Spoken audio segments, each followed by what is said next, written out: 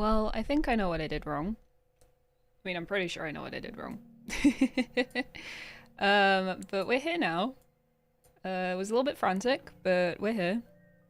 Victory has been had. Hopefully you can hear me. You can hear me! Wonderful! Wonderful, wonderful, wonderful. I'm just double checking that my thing's been set up properly, because I don't think it has. Hang on. Hang on with me.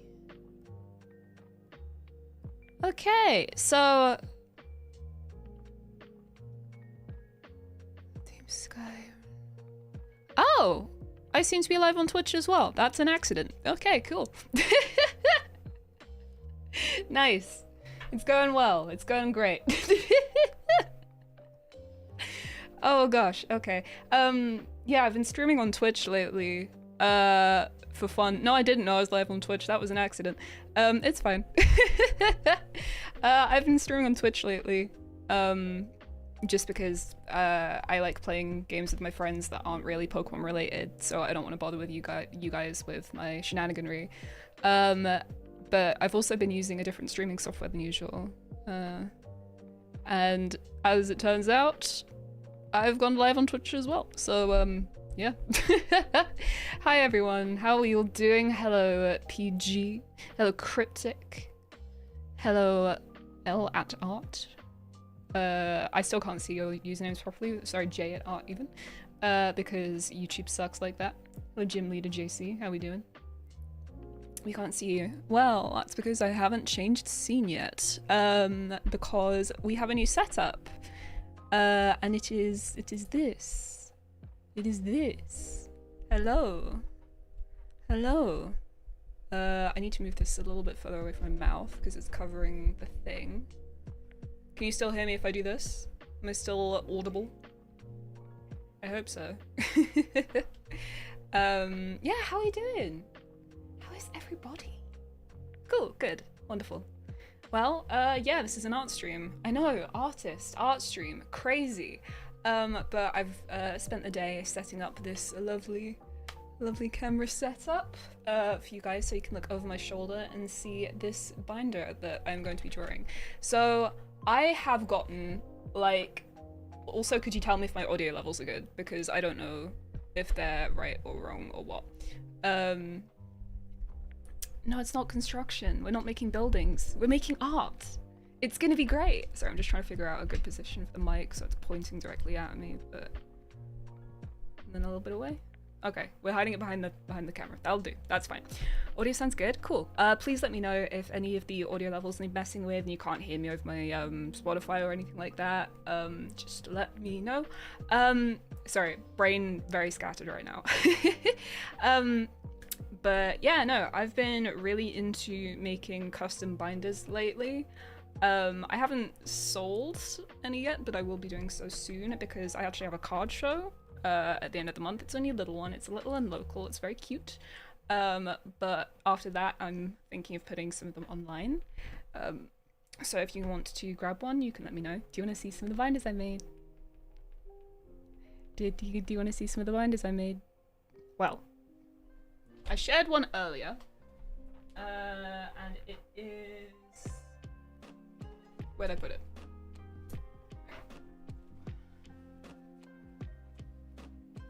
It's in my handbag.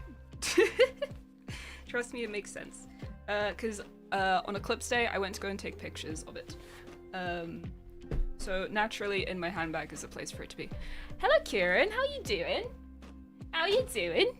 Well, this is the one that you guys saw on my socials. If you guys follow me, if you care, if you care about me, you would have seen this earlier.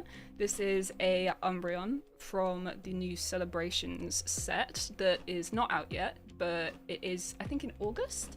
Shout out if you managed to get some. I got, I think, 2 blisters, even though, right, so anyone that was trying to order them will know the website was shit. 4 times I got to at least part of the ordering process for a ETB and it just didn't like me. So yeah, this is what I have instead. Yeah, that's the Umbreon. Now, Did I just do the Umbreon? No. No, I did not just do the Umbreon. Because if you didn't know, which makes sense since you went live by accident, Twitch thinks you're playing Peak. Oh, yeah, hang on.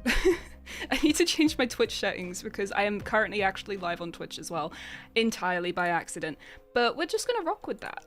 I don't know how to change it. Hang on. Sorry about this, guys. I am a professional who does professional things.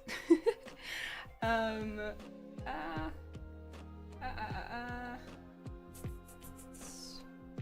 on. Last create the dashboard. Stream manager. There's a lot of buttons here. Edit stream info. There we go. Changed up from 3 Idiots 1 Mountain because I was playing Peak with my friends last night and I'm not playing Peak now. Custom Pokemon binder art, exclamation mark. Change the go live notification off of I'm addicted to deadlock, which I am. Drawing, doesn't actually matter because I'm already live. And then change category to art. Save. Cool. Right, sorry. Anyway, we're here now. What's good, guys? Sorry, I've been edging you. Yes, so if you didn't know, the Umbreon is actually part of a 2-card set. There is one for Umbreon. Of course, therefore that means that there has to be one for Espeon as well. So I've done one for each of them. These are 4 pocket binders. It is Twizzler time. These are 4 pocket binders. They are custom by me. They are obviously versions of the card which will be out in the new set, and they are about the right size for a complete set, I believe. I might be wrong, but yeah, we've got both of them. We got the team night, team day. They took me a good while, I can't lie. I watched Andor while I was making this one, so I think of Andor every time I look at it. To be fair, I think I was also watching it while I was doing this. These are the Andor binders. This is what I spent while I watched Andor. Good times. But that's not all I've done. No. Now, I could wait to show you guys what I've done just on my socials, which you should do as well. But because you guys are here and because I appreciate you, do you want to see something else I made? Do you want to see another one? Do you want to see another one? I'll give you a clue of what I've made. Again, it is a card, and it is also of Umbreon because Umbreon is cool and everyone likes Umbreon. I was thinking of what would be like the most popular kind of card to be doing, and realistically, everyone likes Umbreon. You can't really go wrong with it. Everyone likes it. And this one is a little bit bigger, so I don't know if I'll be able to even fit it in frame, but I will give it a go. Actually, I think it's the same size as the Weeper. So I'm gonna move this guy, who has not been started, and feast your eyes on this binder with a little splodge on the back that I need to remove. But that's just the problem with working with paint, it gets everywhere. We have the Prismatic Boy. I did tease this on my Insta already. We have the Prismatic Evolutions Umbreon. Look at that. Oh, sorry, with my head. Look at this. This took me even more ages. All of them took me ages. This one took me double ages because it's very detailed. There's a lot of shit on it. I don't know if you've noticed, but this is a very detailed card, and therefore also a very detailed binder. I also went above and beyond and I put glitter on it. It's got glitter, but you can kind of see it. Yeah, so that's one of the things I've been doing in my not making YouTube videos era, because I'm aware I haven't uploaded in like 6 months. I'm very aware. I have a complicated relationship with YouTube, which I hope to address at some point, but for now I'm just enjoying doing art things again, because it's been a very long time since I consistently made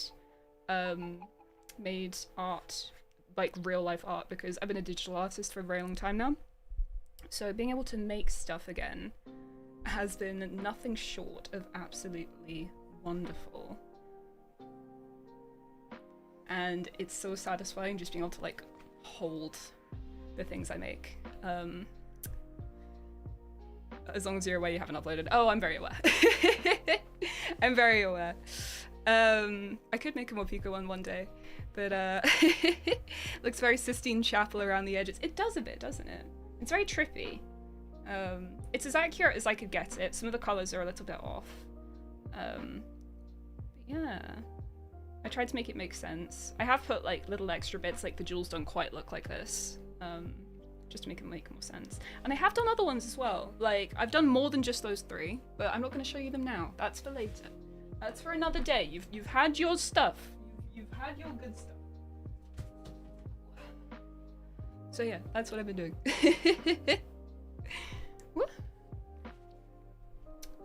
What do you think you're going to sell them for? Remember, with quality like that, it's really time you're paying for. So unfortunately, they're not going to be cheap. I've already sort of come to the acceptance that with that level of time dedication, I cannot be selling them cheap. I also need to make money because my rent has gone up recently now that I have a car.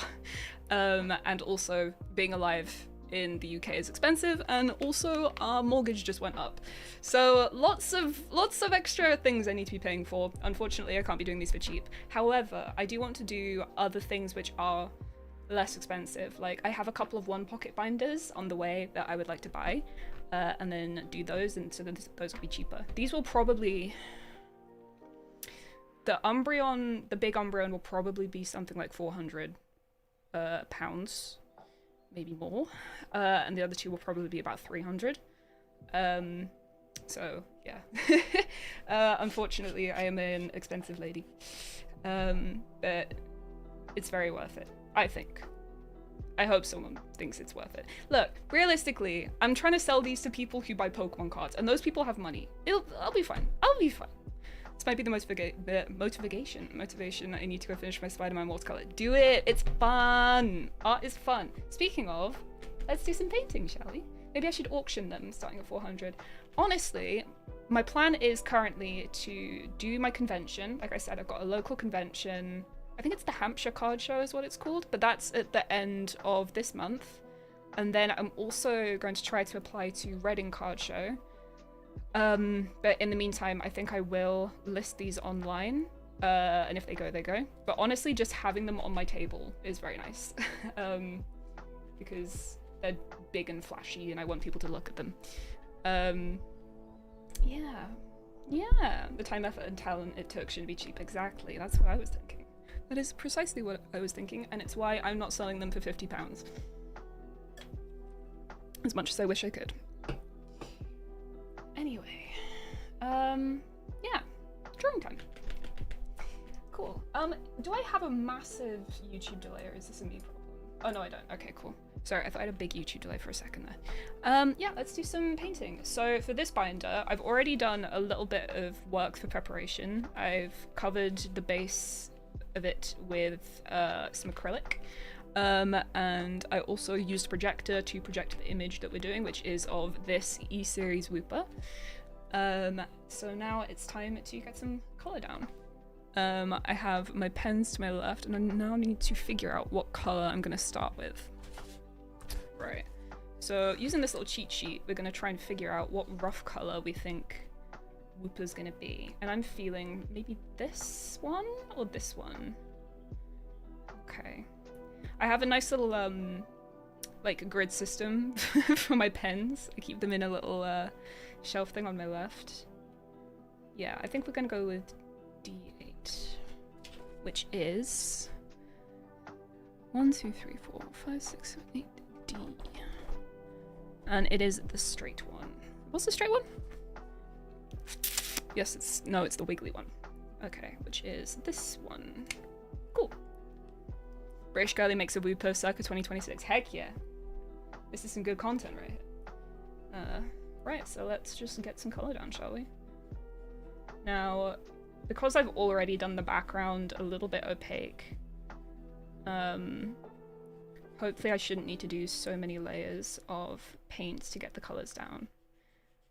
And I have done all of this with paint pens, which is something I'm new to, but I've been enjoying paint pens quite a lot, I can't lie. They make things very easy compared to having to, like, mix colors every single time you do stuff. It's nice. Mega write you of every letter, bro. Maybe one day. I do need to do more of those videos. But you know, let's talk about my relationship to YouTube for a moment. So I'm in a very strange position right now, where I both want to make YouTube videos and I don't. And it's very strange, because forcing myself to make videos just isn't really making me happy. I'm also finding that oftentimes the fake mon ones just aren't performing enough to make me satisfied with them. Like, no matter how good I think a video is, they're just not really performing well enough to give me serotonin, which is silly. Oh, Wintry King, hello. Thank you very much. Welcome, welcome, welcome. I mean, I say welcome, you've been here a while, but it's good to see you. Thank you very much. Yeah, YouTube's a strange one for me, because I really do want to make YouTube videos. I just want to make the YouTube videos that I want to make, but I don't know what the YouTube videos I want to make are yet. I also currently don't have a lot of spare time, unfortunately. Between preparing for this convention at the end of the month, as well as a big commission for a certain card game that I really need to get out the door, I just don't really have spare time right now. Which kind of sucks. I'm also in the process of trying to figure out where I stand in regards to pretty much every creative process I have. So I'm currently in the process of trying to pursue a diagnosis for ADHD and autism, because I'm one of those people where it's like, yeah, we're pretty sure she has it, but also I don't have the piece of paper that says it, you know, and I haven't spoken to professionals, and I don't have access to the ways to manage what I'm fairly sure I have. Now, I'm in the system. I got an email literally earlier today, which was like the third email I've had from my ADHD people being like, you're in the system, it's just because of the government. We haven't been able to deal with your case yet, which, I mean, sure, that's fine. Like, the government's making things difficult in lots of ways. Of course, this is one of them. But I've only, in the last sort of couple of months, really come to terms with the fact that I do actually think that I work differently. Because there's been times when people have sort of offhandedly mentioned that they think I might have ADHD, because when you think of ADHD, right, you think of the sort of hyperactive, bouncing off the walls, like, you know, sugar rush kind of people, the hyperactive ADHD. You don't think of the inattentive kind, which is what I'm pretty sure I have. And it took a friend of mine who has that going like, yeah, you look you work kind of like me. And then I'm like, okay. And then she just lists like everything that's a problem with me, and she's like, yeah, no, that's inattentive ADHD. I'm like, oh. Okay, all right then. So I'm pretty sure that that's something that has sort of affected the way I work my whole life, and I've only just really realized it. But of course, there's no way of knowing that for sure until I get professional help, which, again, I am in the waiting list for, but who knows when that's going to happen. But in the meantime, I just kind of have to try and be kind to myself. Because, like, one of the main reasons that does affect me is I am incapable of doing something for long term. I get bored and I'm like, I want to do something else, which is not something that the algorithm appreciates. Social media really likes it when you do the same thing over and over again, consistently. And I don't do that. So hopefully in a future where I have a diagnosis and a proper management system, be it medication, therapy, whatever, hopefully I will be able to have an easier time doing that. But in the meantime, we're just kind of soldering on. And we're drawing pictures of Whooper because it makes us happy. Is this the woman who wouldn't want to show her face? Nah. I've always been pretty comfortable showing my face. I'm not wearing makeup or anything right now. Like, my hair's brushed. I've got moisturizer on. Don't have makeup on though. In my last couple Twitch streams, I've been using a little VTube, little guy version of my profile picture that I have, literally just because I couldn't be asked to plug in my webcam. Like, I accidentally ripped my webcam cable out of my PC and broke it to the point that, like I decapitated the cable and I just could not be bothered to find a spare one. And then I did that today because I had a sort of sudden burst of, I should try streaming. What's my favorite TCG card of all time? Ooh, I have a specific one. Hang on. My favorite one is this one. It's this. It is a Noivern that a fan sent me, which I then later got PSA graded. I took good care of it.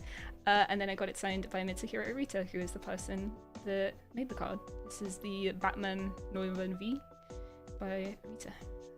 And it's very special to me. I love it very much. Kiss.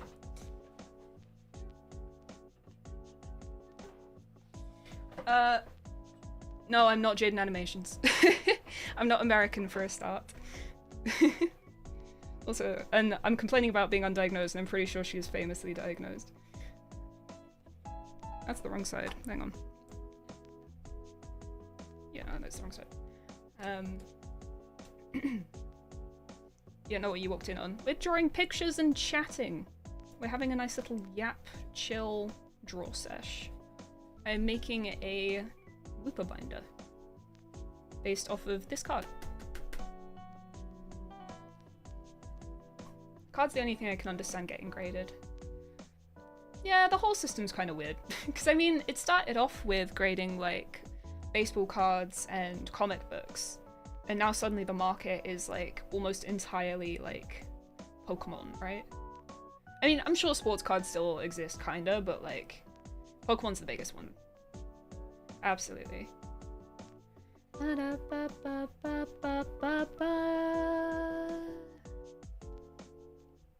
What's my thoughts on banks shutting down in like 9 months?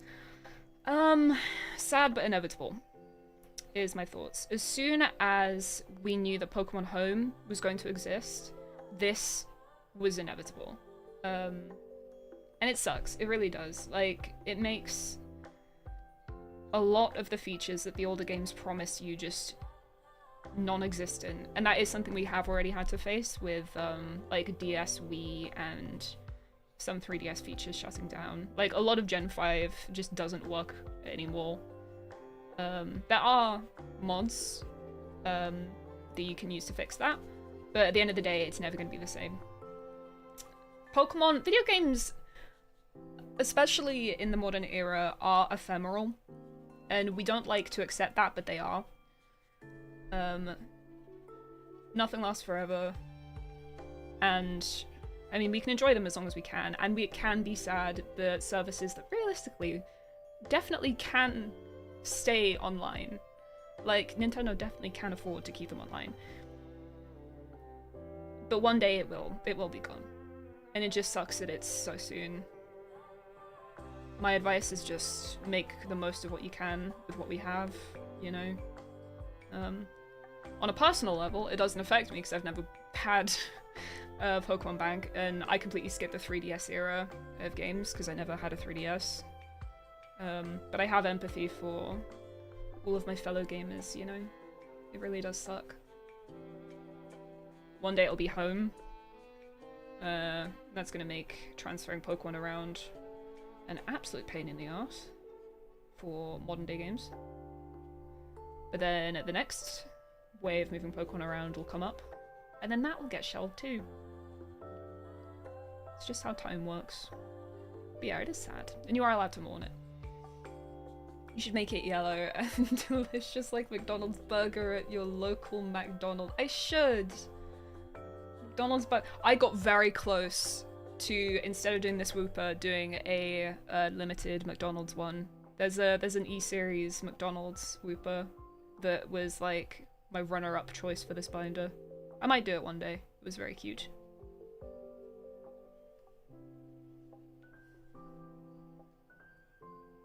If you had a chance to make a Pokemon in Gen 10, what would it be?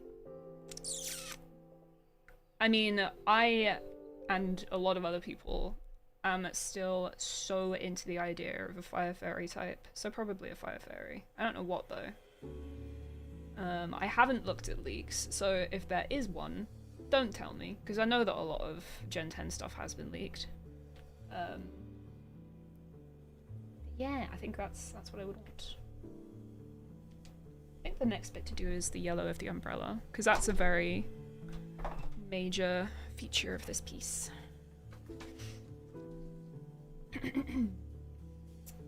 With grading, it's like, why are you actively choosing to seal something away and not interact with it? The endless march of time.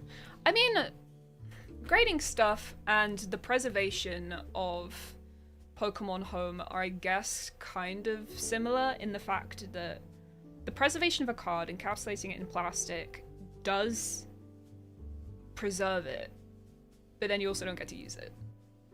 Because I do have cards that I really, really love that I do wish I preserved. Like, I have, hold on. Come here, buddy. So I have this Shaman that I absolutely love. Oh! Oh my god, congratulations on your shiny! Oh my god, well done! What you gonna name it? Also, I'm gonna guess the nature. I'm gonna guess it was Sassy. Sorry, I have this really gorgeous glittering collection. I think that's the name of the set. Shaman. I love it so much. I took it out of this frame for the first time in ages to use it as a reference for the first binder I made, which was this card. And this thing is trashed. Like, you can't really tell, but just the texture on it is completely destroyed. There's like dents and scuffs all over it. And it is kind of sad to see the condition it's in. And I do wish that when I was given it originally, like years ago, that I did look after it properly. But I also do see what you mean. It's a difficult choice. You gotta choose to enjoy it now, or potentially lose it later, right? We already have a Fire Fairy, his name is Toby. Toby's a ground type. In my head, he's maybe ground grass. Yeah, let's say ground grass. I think he's ground grass. He's a Torterra. Yes, I need this yellow. Let's go with, it's like a lemon yellow. Which I think the closest is probably this one. So this is 7B, and it's the straight one. So that is this guy. And it's the straight one.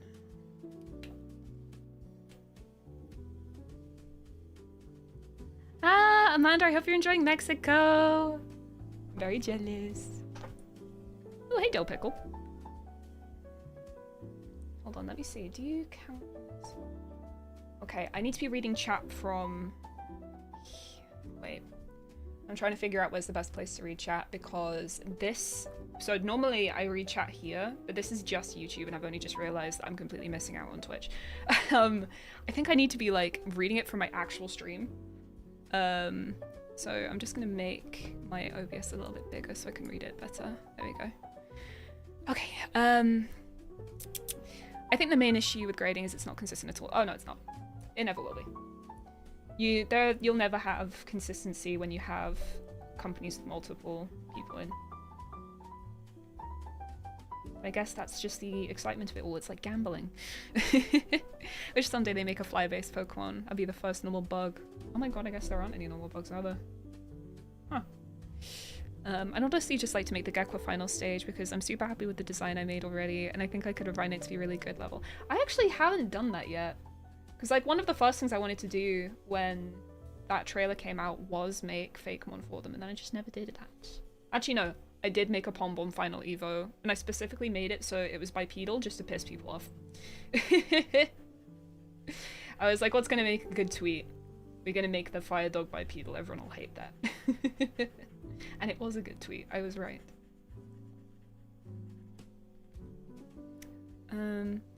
Those comics I mentioned that got graded, I also got the normal cover of it, so I could still enjoy the comic itself while keeping the variants as special to me preserved. Yes, that's a good strat. Where be the Fluffy Overlord? The Fluffy Overlord is somewhere in the house. Just before stream started, I got him from outside because he had been in the garden. But it's nighttime now, so he needs to be inside. But no, he's about. He's about somewhere. I don't really like having the animals in the office when I have candles on. Because little man is flammable. My little fire fairy boy, because that probably would be his type, is flammable. Unfortunately. With how much Toby lays in the ground and sleeps, yeah, ground makes sense. Honestly. I mostly think of him as a ground type, I think, because the Pokemon he likes are ground types. That's just a sort of a consistent between all of the Pokemon that he really likes, so.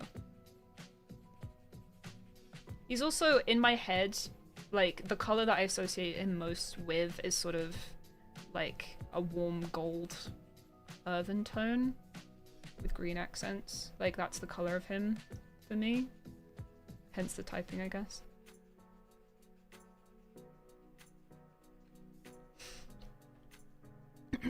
My beautiful fire starter for the win, yes. Darfox has grown on me a lot over the years, I can't lie. I used to be very much so anti that when I was younger. But then I grew up and, you know what, yeah, Delphox slaps. Does he protect the garden? Yeah, he does. I saw him chase a butterfly earlier. He didn't catch it, but he tried. And that's what counts. Honestly, I'm rather he didn't catch it. But nah, he catches plenty of bugs. He is a expert at bug catching. Maybe a desk cam if you do more art streams. Desk cam, what do you mean? Oh, do you mean top down?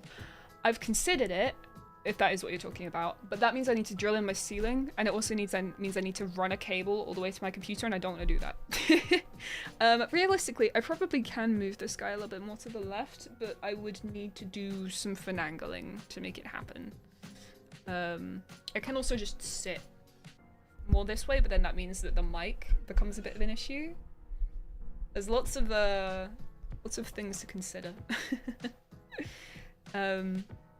Normal bug is very difficult to make because what is a normal bug? I did make one, but it's not really fully a bug. It's a wooloo that's been parasitized.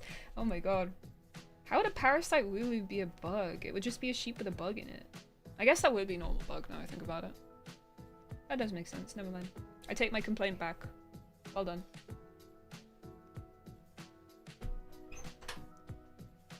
Hello?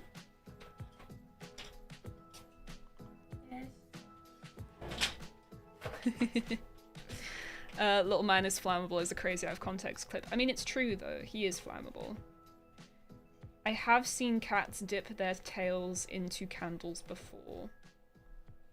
Back when I was staying in Toby's house, his old Persian did manage to briefly dip his tail into a candle once, and it did singe it, and I did feel bad.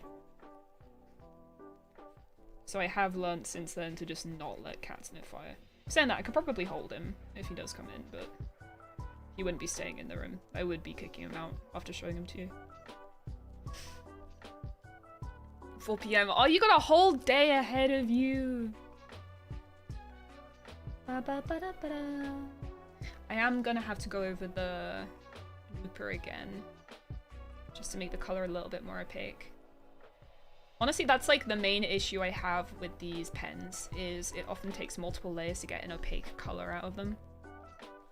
So it can be a little bit tedious on that side of things. But also the ease of not having to deal with paint shenanigans does actually outweigh the annoyance of having to do multiple layers, so this is better.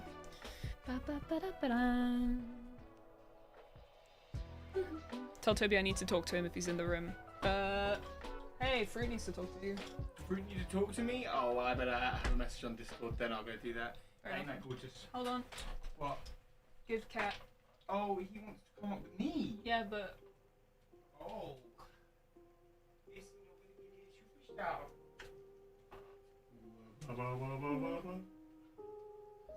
Careful, you got fire there. Yeah, I know.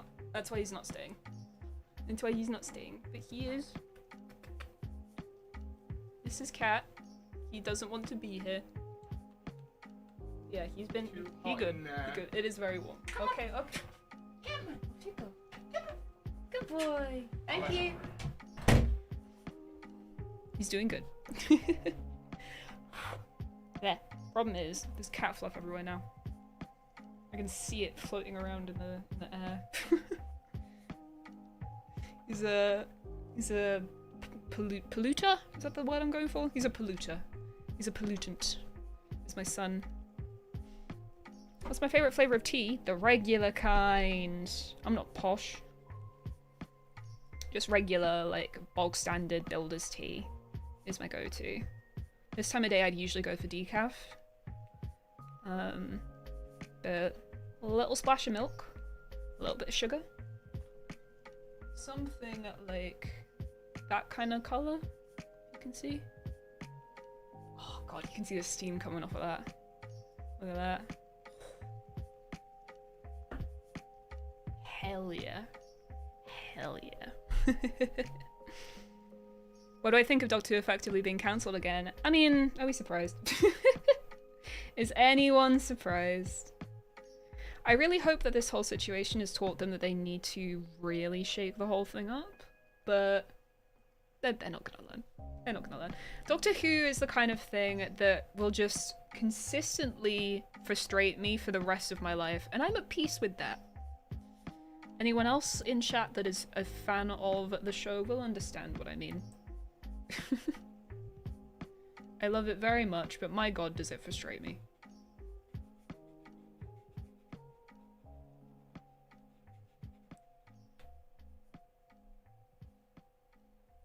Not cancelled, indefinite. Okay. Is that not just another word for sort of temporarily cancelling it? Like, it's not cancelled, but it's kind of cancelled. Emily, how are you? How are you doing?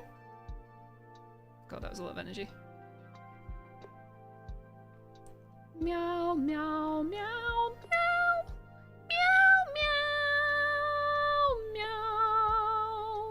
Meow, meow, meow, meow, meow, meow, meow, meow, meow, meow, meow, meow, meow, meow, meow, meow. That's out of key. I failed everyone. This is the worst. Meow, meow, meow, meow, meow, meow, meow. Meow, meow, meow, meow, meow, meow. Meow, meow, meow, meow, meow, meow. Anyway. Oh god, hold on. I need to do some reading. I've missed some stuff. Trying to figure out where stuff is. Something ice poison. Where's the rest of the message about ice poison? Oh wait, that was on Twitch, wasn't it? Shit. I gotta say, ice poison is definitely an interesting one to try and make. That is. Yeah, literally my first thought was just like an ice variant of tentacle. It'll be back. It'll be back. It's like a cockroach. You can't get rid of Doctor Who. Long time no here, but what do you think of Sony going no physical games in 2028? And do you think Nintendo will follow with physical games? I have a similar opinion in that I do think it was inevitable. Big corporations getting away with making more money by doing less is just kind of what they do. So I'm not surprised that it happened. I do think it was inevitable. This is a very Thanos themed stream today. I do keep saying this. Do I think it sucks? Fuck yeah, I think it sucks. Do I agree with it? Fuck no, I don't agree with it. Saying that, I am someone who has exclusively bought physical copies of every game I've bought for myself pretty much in my adult life. So I may have contributed to this by being a complacent consumer. Again, as a consumer, unless they revoke my shit, I can't really foresee it affecting me hugely because I would have bought everything digitally anyway. But I think that the complete lack of options of getting something physically is a very scary precedent. That again I do think was inevitable, and I'm not pleased with that we have hit that part of the future. Kind of shit. Meow meow meow meow. Meow meow meow meow meow. It was down to Disney being twats and RTD's arrogance. Yeah, it was sort of multiple avenues of I don't want to say stupidity because that's mean. Multiple avenues of stupidity. It's not good. It wasn't good. And I'm enjoying the rumors that companies have been talking to DT about coming. I mean, they made the 14th Doctor specifically with the plan of eventually bringing him back to do shit. So if that's how they bring him back, if it's like a little 14th Doctor gets to go on a side trip thing, I'm not hugely against it, because at least we get something, and we get an actor who can definitely play the Doctor, and I mean, saying that, that's never been an issue, but I'm a David Tennant fangirl. It would make me happy. To me. But if they solely rely on that for like main series Doctor Who, then we have an issue.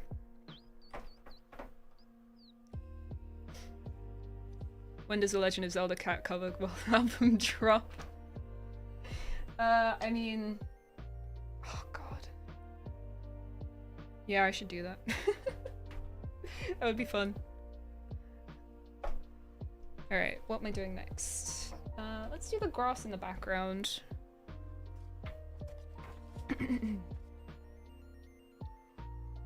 What would make it ice? Because we already have a poison jellyfish and tentacle. I mean, there are probably aquatic species that are poisonous. Like, I mean, you could do some starfish. I know you can get those in incredibly cold climates. I actually don't know about jellyfish specifically in cold waters. Maybe not jellyfish then. It's mainly the fact that they're incredibly transparent, like even more so than your average jelly. Yeah. The guest writers this era was peak. Best Doctor 2 we've had in a while. We don't need 14 back for a while. Yeah, I'd rather they shelved him for a couple of years at least. David Tennant back as the 16th.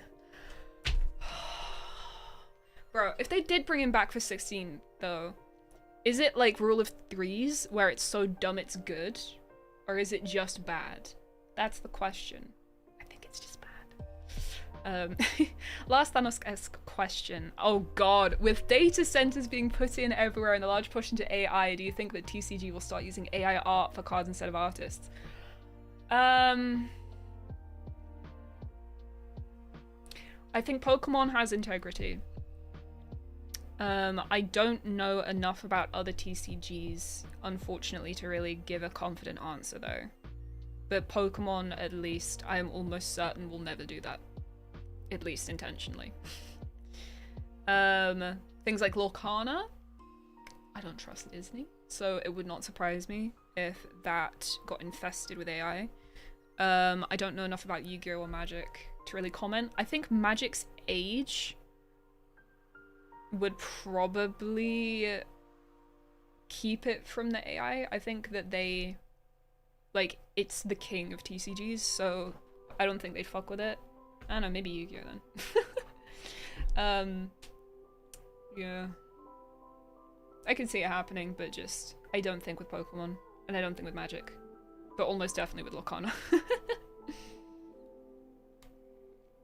I'm okay with more 14, although I feel like it needs to be distinct from Main Who somehow. Keeping him stuck on Earth, maybe working with Unit. I don't want to see Unit again. We've had enough pissing Unit. One of the reasons that these last series was shite is because they decided that people gave a fuck about Unit, and I'm convinced about that. Get rid of Unit, bring back Torchwood, bring back like a team of 3 people, make it non-governmenty, and we good. I think the nostalgia bait would get people in, but god, it'd probably suck. I feel like Yu-Gi-Oh! Has a lot of integrity for that too. I just don't know enough about Yu-Gi-Oh. I mean, the reason I don't trust Yu-Gi-Oh is, as far as I'm aware, and unless they've started doing it recently, they don't put the artists on the cards. It's the only major TCG that just doesn't credit their artists on their cards, and that kind of rubs me the wrong way. But I don't know. I don't know. There was that whole controversy with the mobile Pokemon TCG thing and AI, so at least for the minute, I think we're safe with Pokemon. Oh, yeah. No, they very much so, I think, were on the stance of, we don't want to be associated with this. Our bad. Not happening again. So I think we're good. I think it's this one. Let's do 7F Wiggly. 1, 2, 3, 4, 5, 6, 7, A, B, C, D, E, F. And it's the Wiggly one, which is this end. Whoop. Torchwood good. Molly, are you a Doctor Who person? Are you a Doctor Who person? Did we talk about Doctor Who while you were over?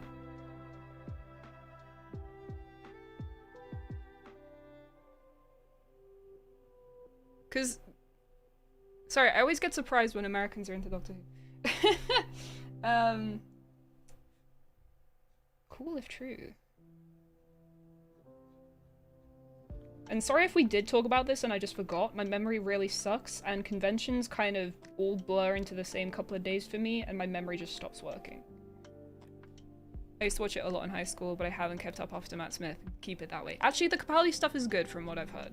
I didn't enjoy it at the time, but apparently it's aged really well. We did not, otherwise we would. Okay, we have things to discuss. I can talk your ear off about that fucking TV show for hours.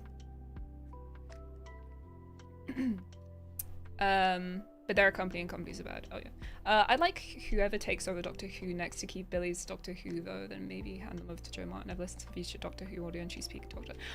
Yeah, I've heard she's pretty solid. I'm worried that she brings too much baggage because she's so connected to the Whittaker era. And that shit was ass. Again, no fault to the actors, but the writing was not great. Honestly, I think a completely fresh start for the entire show is on the cards. But like, properly this time without pussying out. Get rid of... sack Julie Gardner, sack Russell T Davis. And then Christopher Eccleston will come back. And that's the Doctor I want. Nah. What if the next Doctor is Christopher Eccleston again? That shit would fucking slap. Oh my god, that's how they do it. I take it back. They don't need to completely get rid of all of the old gen. They just need to bring back Christopher Eccleston. That's all they need to do. I would watch the fuck out of that.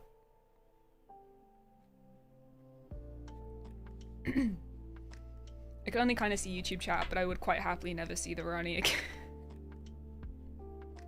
She had potential and they fucked it so hard. She could have been so cool. And they made it so shit. Russell T Davis, you son of a fucking bitch. God damn it. Ugh. Martha is the best companion. Okay, Donna's the best companion, but Martha's a solid second. I have a really soft spot for the entirety of season 3. It has my favorite run of episodes in the entire show. And Martha absolutely deserved better. She was robbed. Fantastic character. I feel like so many IPs need to have a reset, but only because of the obsession with rehashing stuff that worked in the past, honestly. But they're too pussy to do. As soon as they announced that they were working with Disney, we should have seen that coming. Because Disney is so, like, balls deep in the rehashing of nostalgia. I mean, Disney was made on nostalgia, but, like, specifically their own shit. Like, they don't do new things, and when they do new things, if it doesn't do even slightly good, they just go back to old shit. Because that makes money, even if it's wank.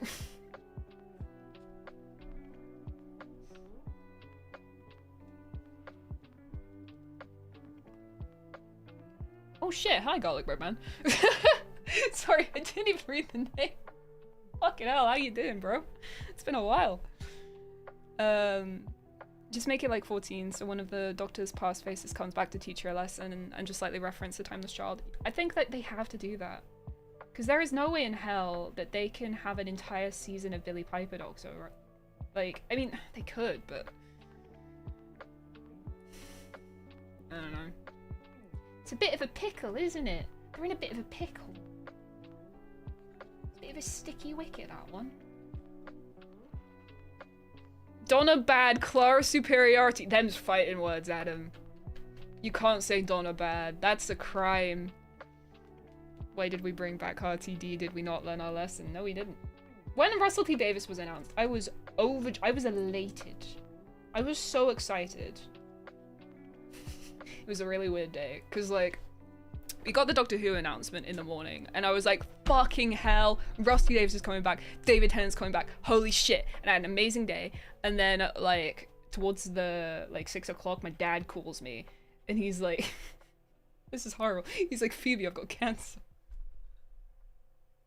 And I was like, what do you mean? Oh no, my camera broke. Oh fuck, my camera broke.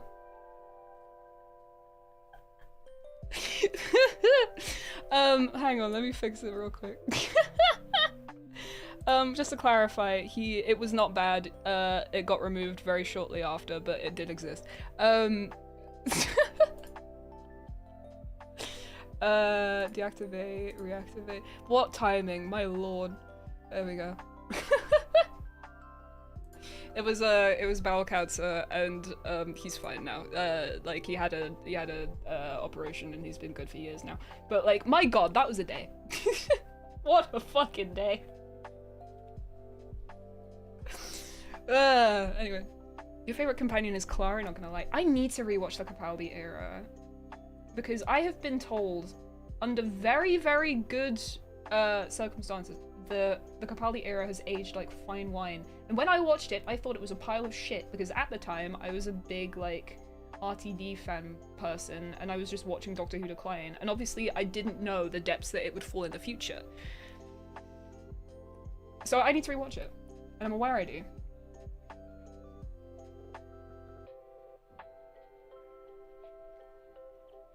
All I remember is that End Enough in Time was a banger, and I'm annoyed that they spoiled the big reveal in it in the series trailer.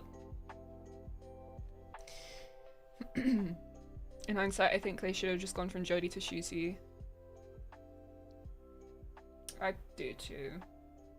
The fact that the entirety of RTD2 started with a fucking JPEG of David Tennant on a galaxy, like literally telling us exposition,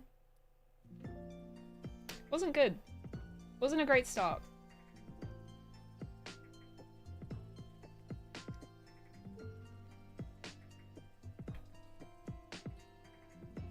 Floaty David Tennant is never good. Capaldi is such peak Doctor Who.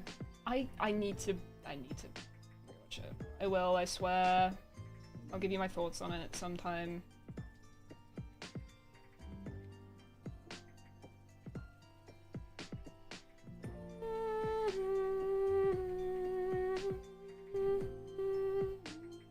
Meow, meow, meow, meow, meow, meow, meow, meow. I also struggled at the time because it was such a distinct change from Matt Smith. I think that's one of the main reasons I struggled with it too. I've seen a bit of Doctor Who and I really need to finish getting caught up. Doctor Who is so good when it's good. And it's like, even when it's bad, it's kind of like, you can't look away. It's one of those. Let's do the brown. Let's do the brown of the bank.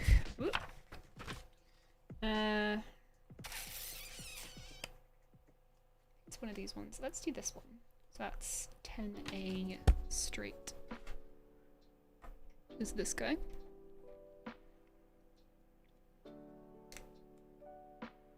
Hey, I love David Exposition Tennant. Congratulations, you're the only one. I think RTD enjoyment decreases with cerebral development. That's why it was peak at 50. Bro, I'm scared to rewatch it. I'm really scared to rewatch the original run of RTD because that's my fucking childhood. But now I've seen the future. I don't know if it will hold up as well, and I'm really scared. I need to do a proper, like, full rewatch at some point. Are you allowed to watch TV on Twitch, or do they get mad at you? Like, if I just, like, streamed myself watching Doctor Who, would Twitch get mad at me? I know YouTube just straight up wouldn't work, but would Twitch allow it?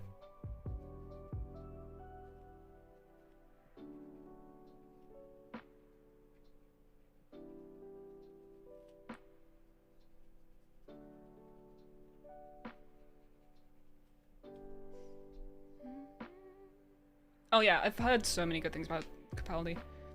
I should get back into Doctor Who, not gonna lie, it's been years. It's fun. It's very fun. You get to feel passionate about stuff, whether it's passionately good or passionately bad. You get to feel. It's great. The guitar his Doctor plays and his Sonic sunglasses are both unbranded because he wanted it to be easier for kids to cosplay. That's really cute. His last 2 episodes were the best regeneration story we've got in the modern show.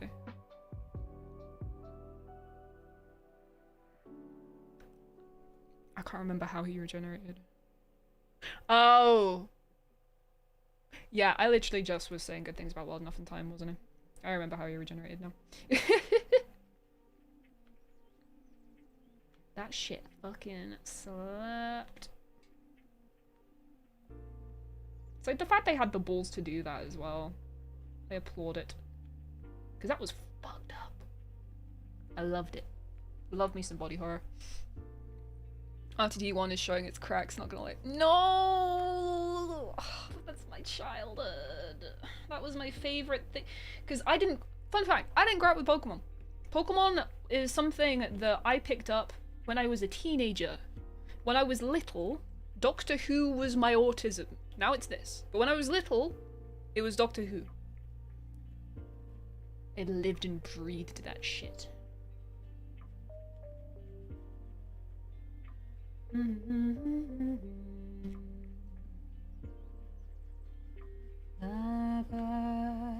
mean, there's a lot of people my age that did as well. Like, there was a real push for, like, circa 2005. And I'm a 99 girly, so I was, like, 6 when that first aired. And my parents watched it, so they were like, "Child, you will enjoy this. You're going to be hiding behind the sofa in fright when you see a Dalek." And I wholeheartedly support this, and they were right. It was great. I was scarred for life by the empty child. Gas masks in general freaked me out for years and continue to make me feel uncomfortable.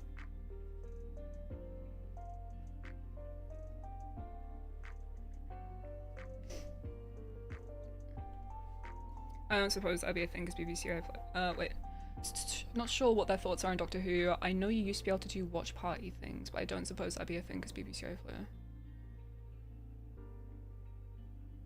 Not to disagree with regeneration comments, but no, because the Masters 2-parter is unreal when they added a Christmas special with the first Doctor being mildly misogynist. We don't talk about that. David Bradley did a really good job, though. We don't talk about the misogyny, though. That was just kind of character assassination for the sake of it.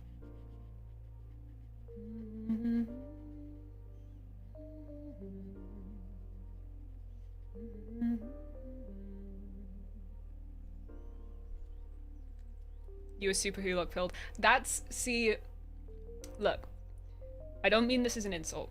It might sound insulting though. So from an English person who was like bought into this from a kid's point of view, suddenly having a massive influx of Americans circa 11th Doctor was fucking weird. And like, I had such a superiority complex to the Super Who people, because I'm like, nah, I've been here for years. This was my shit. You can't, you Yanks can't be coming here taking my shit. In hindsight, it was very cool, and I'm very glad it happened. But at the time, I was like, nah. This is English. For England people, come on. It's my English show. How dare you?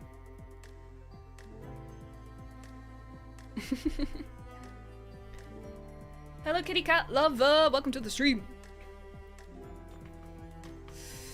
I already read that. Doctor Who was massive from 2005 to 2010. Yeah, I mean, it was still massive even at this, for like the first 2 Matt Smith series, and then it fell off. But for a while there, it was good.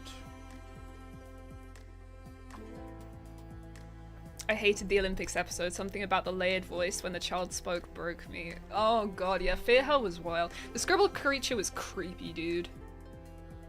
But it has like the best start of an episode ever, which sucks because Fear Her as an episode is wank. But the fact it starts with the TARDIS dematerializing, or materializing rather, at a 90-degree angle, so he can't open the door. He goes away and he comes back like a second later with it rotated. Such a good start to an episode. The fact it's set in 2012 and that was 14 years ago, and that was a future episode, is fucking wild.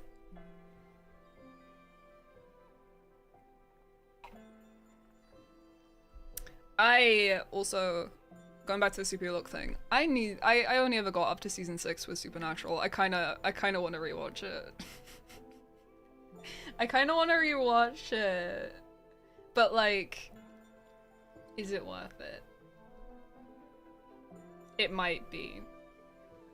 Because when I was first watching it, it was like illegally, but I could probably watch it properly now. And I also have a really good crack website to watch stuff on. If anyone needs a way to watch stuff illegally, DM me, I got a good website. I watched the entirety of Sopranos with it. You didn't hear that from me though.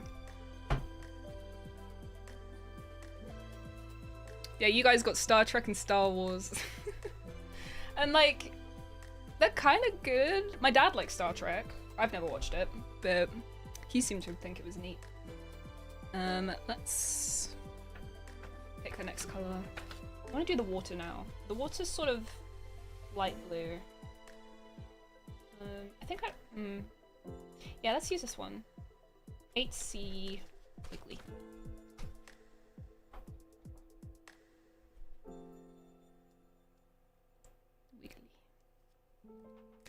I also, actually, before I do this, I should sketch in some more flowers and lily pads and stuff down here.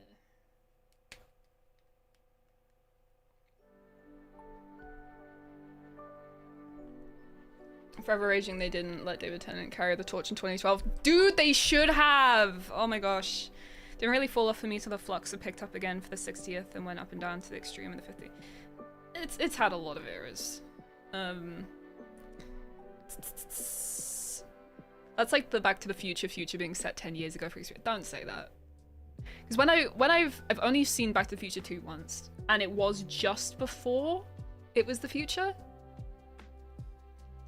I think. Oh god, now I'm worrying. When did I watch it? Oh god. Anyway. I fell out of Supernatural after like season 4 because I started watching The Vampire Diaries. I'm very surprised I managed to avoid that one, because I was a vampire girly, but I didn't watch that specifically. I think because I thought it was too romancy for me. Saying that, I watched the fuck out of Teen Wolf. So, I don't know. I don't think I make sense as a human being. Anyway, let's just sort of put some flowers here. Let's put some this is the wrong shade of blue, it's fine. Let's just bullshit the rough shape of a lily. They look kind of like this. I can refine it later. Meow, meow, meow, meow, meow. Ooh, that's the wrong kind of angle.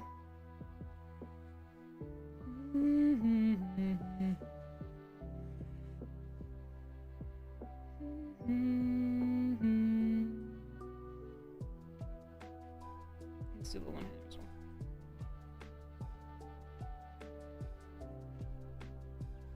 Cool. Alright.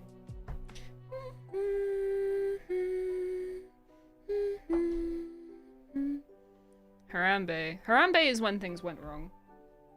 I think it's like widely accepted as well that Harambe was when things started to go wrong.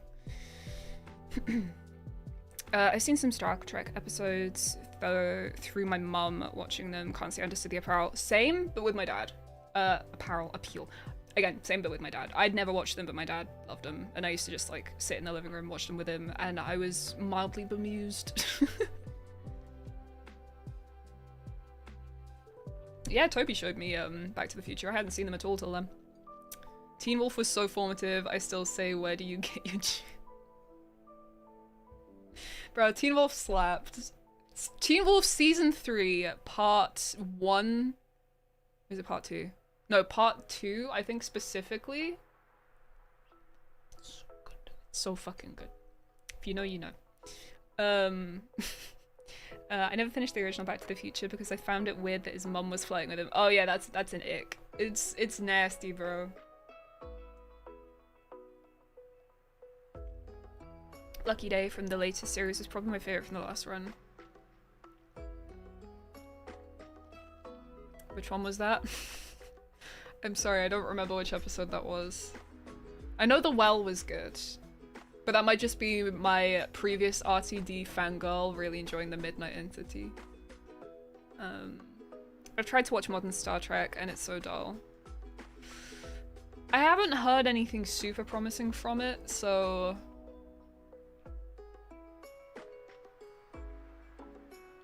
I've watched all of the original series of Star Trek through like 30 times. Like the original, like, is it 60s? Like the OG? Everyone watched Stargate. My dad watched Stargate. I had a friend who was obsessed with it, but I've literally never heard of it otherwise. No, my dad really liked it. Ruby's toxic boyfriend. Oh god, yeah, that was awful. Oh, I felt really bad for her. Yeah, Stargate's the one with the dude with the stamp on his forehead. Or is that Star Trek? I don't know. One from the 60s is like my comfort show. Go on, Shatner, ham it up. Let's go, Shatner. Hell yeah, bro.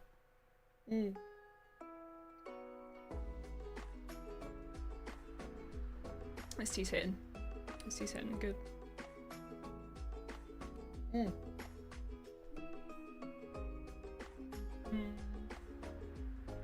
Okay, let's paint some water. Meow, meow. I don't know when I picked up the saying it everything as meow stim. Like, I'm pretty sure it comes from, like, the meow, meow, meow, meow, meow, meow, meow, meow, meow thing. But, like, it's been hitting really hard lately. Like, my go-to way of singing things so I don't know the lyrics is just meowing now.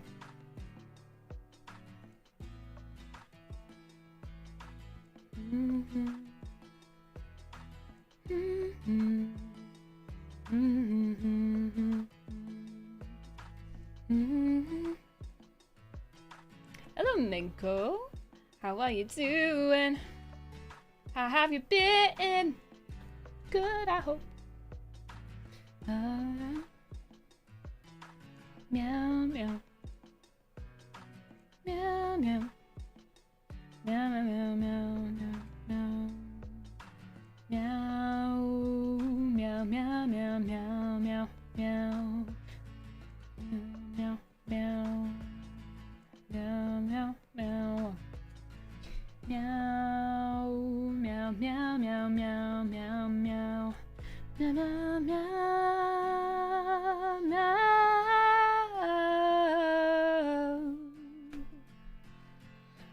Meow, meow. I just realized it's behind. Hold on. Oh wait, no.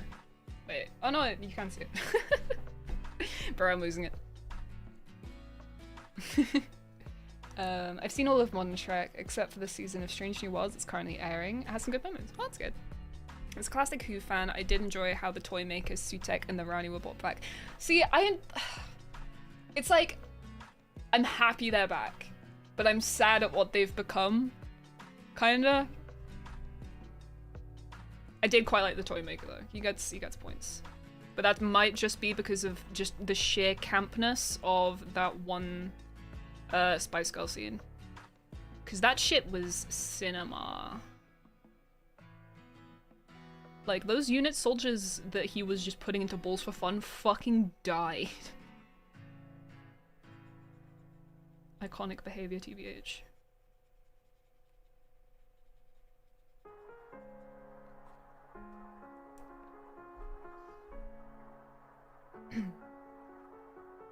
I made an Ultra Beast and then mixed up my feet in meters and accidentally made it 57 feet tall. I mean, that's very Ultra Beast of them, to be fair.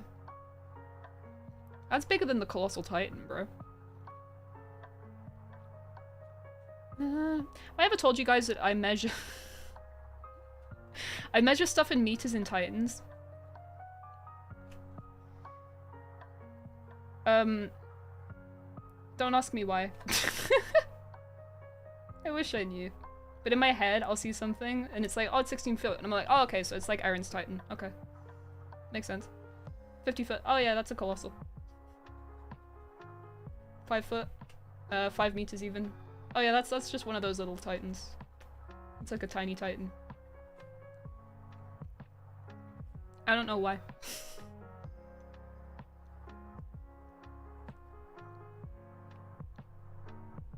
New Trek definitely seems like a step down from old Trek, but I'm not sure how much of that is due to the actual quality versus nostalgia for the stuff I grew up with. We're in a similar sort of era. It's kind of the same with Doctor Who, except I'm pretty sure the Doctor Who has definitely reduced in quality to some degree. There are some bits of it that are fantastic these days.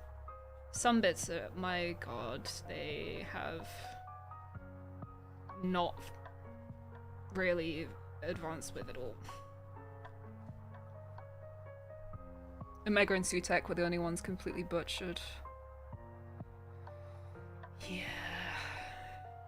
Sutek's design was cool. I will say that.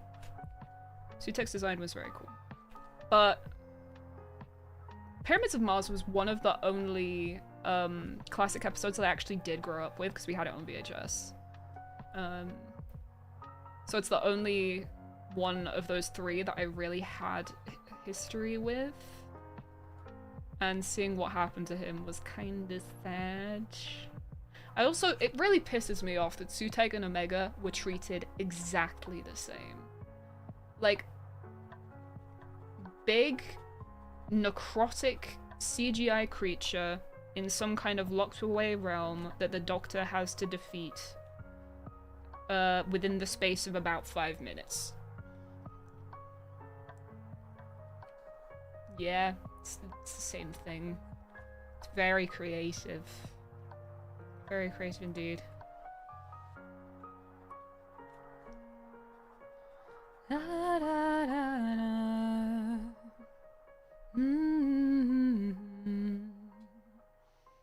Spice Up Your Life was not just the new Voodoo Child. It was well done. I really liked it. It's like the Rasputin scene from the end of Whittaker era.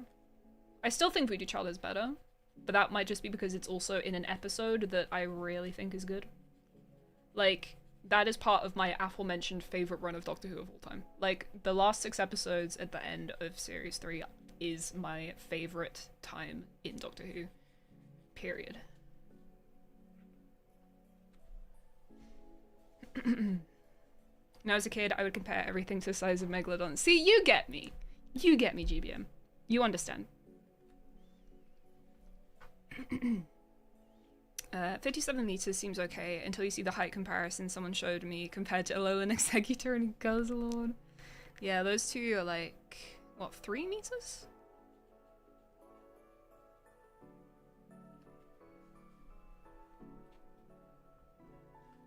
Probably a bit bigger, actually. I'm normal, so I compare things to the size of me. I mean, I compare things to the size of me in feet, and if it's smaller.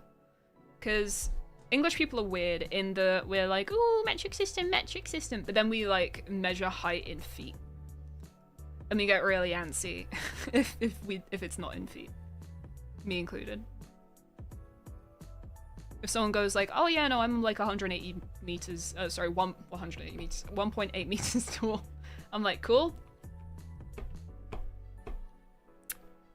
I'm 5'11". I don't know what you mean. Saying that, I think that translates to 178-ish. I might be wrong. But like, I have to think about it.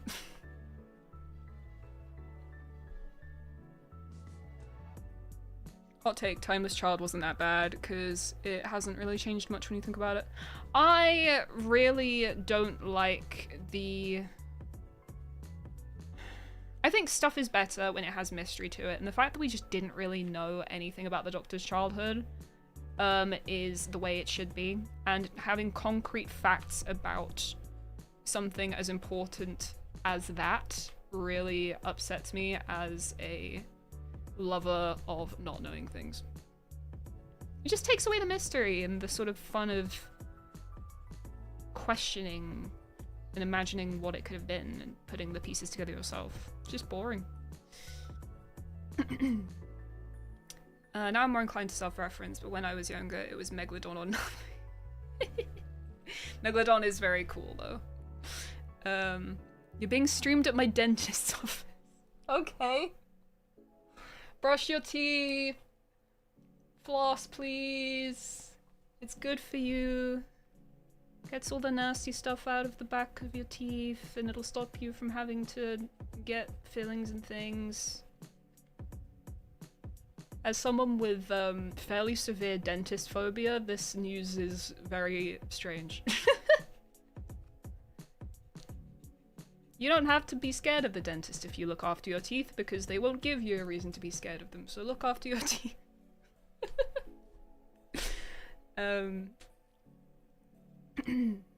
Guzzlord's about 5 and Executor's 9 meters. Okay, Executor's big. I can tell him about 5'11", no clue what that is in meters. Yeah, so. If you watch Taskmaster, you measure things in no lemons/lobsters. I need to watch Taskmaster properly. It's something that I've seen a couple of clips on YouTube, and then it was just airing while I was still watching TV, so sometimes I'd put it on while I was still living with my parents, but I've never watched, like, a full series.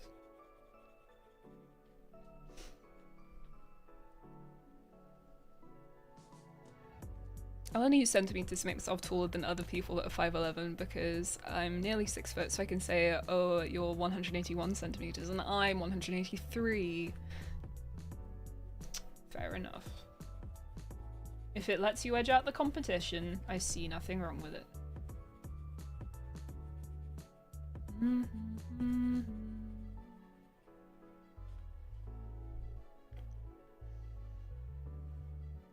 Chill streams to get root canal surgery too, oh my gosh. It's like the lo-fi girl, except she's in a dentist's office and she's in the chair. But she's like jamming out to music.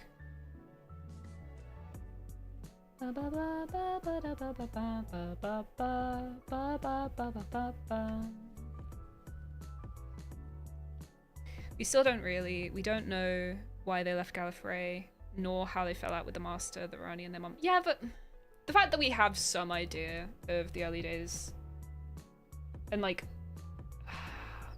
I don't know. I feel like it created more problems than it solved. It also annoys me that, like, they got Gallifrey back and then they immediately destroyed it again. Like, I want to know what Doctor Who's like with Gallifrey there. Like, that could be interesting. It'd be a nice sort of shift of canon. But then they just destroyed it and made the Master evil again almost immediately. Kind of sad.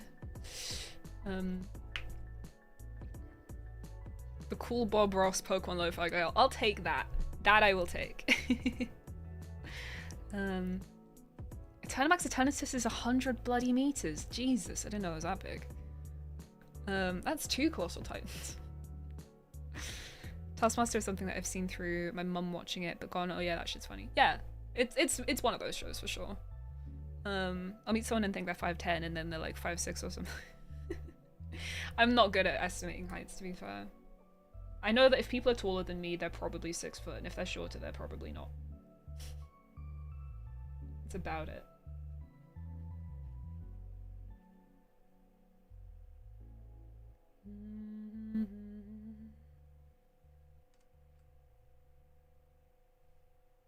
The Doctor was just a Time Lord who ran away, now he's the Time Lord. I just don't love the positioning of the Doctor as an almost god. I also have that issue. It's like, I feel like I'm parroting one of those like YouTube documentaries where people just give the audience ideas and stuff, but I am bothered by the chosen oneification of the Doctor.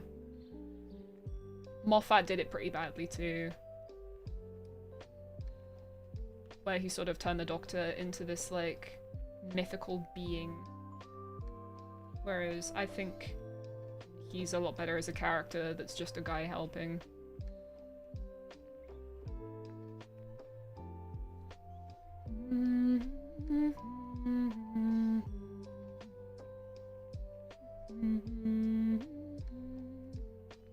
Why do my streams always turn into me talking about Doctor Who for like the whole time? I came here to do cute binder art and talk about what I've been up to lately and just kind of yap a bit. And now I've been talking about Doctor Who for like an hour. This always happens.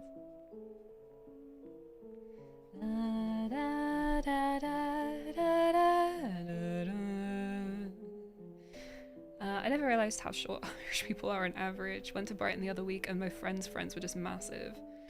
I mean, I don't remember people being specifically short when I went to Ireland last. Well, when I went to Ireland. I'm going again, actually, in October. I'm going to a wedding in Cork. So I will let you know. I'll have a look at some Irish people. And I'll see how many of them are shorter than me.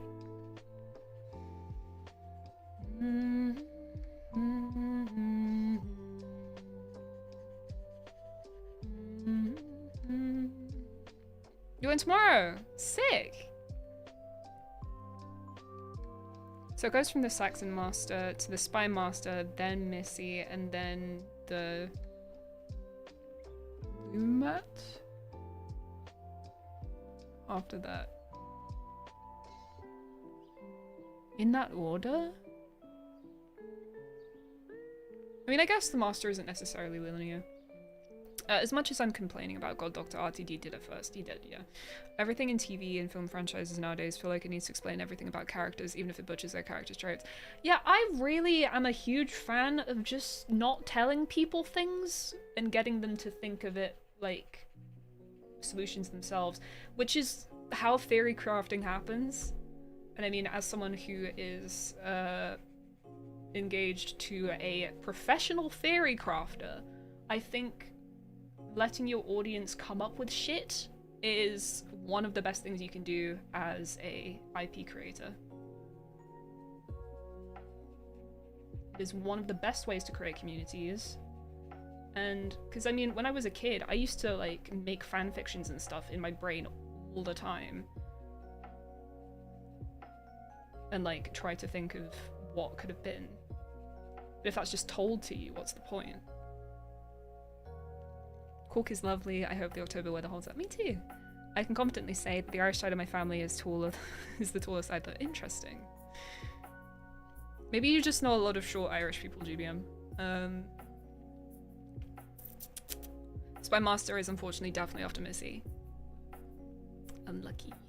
I haven't been keeping enough up with stuff like that to know these things for sure.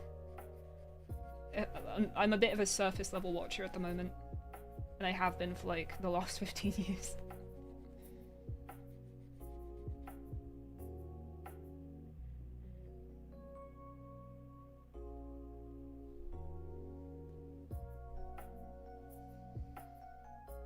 Cork is a really nice city. I went after my GCSEs. No, I'm excited to see it. We're not going to be there for very long, unfortunately, though.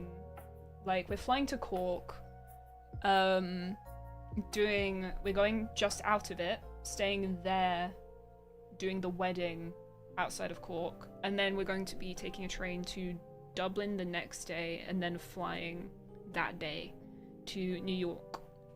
So I don't really know how much time I'm gonna have for sightseeing.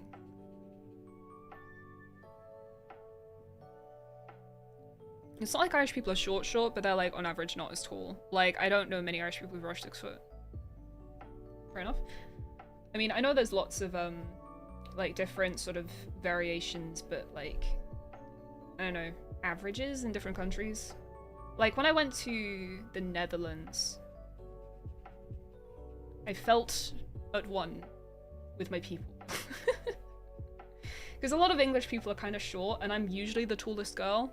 Then I went to the Netherlands, and we were waiting for a bus at like 11 p.m. and there was a bunch of people just like crowding around to get on this bus. And I was very aware that I was like the mid-tier of height in this crowd.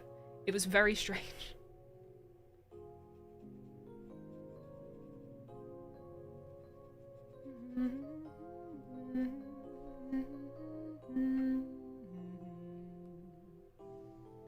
It's much nicer than Dublin. Well, Dublin was nice, so I'm excited to experience it.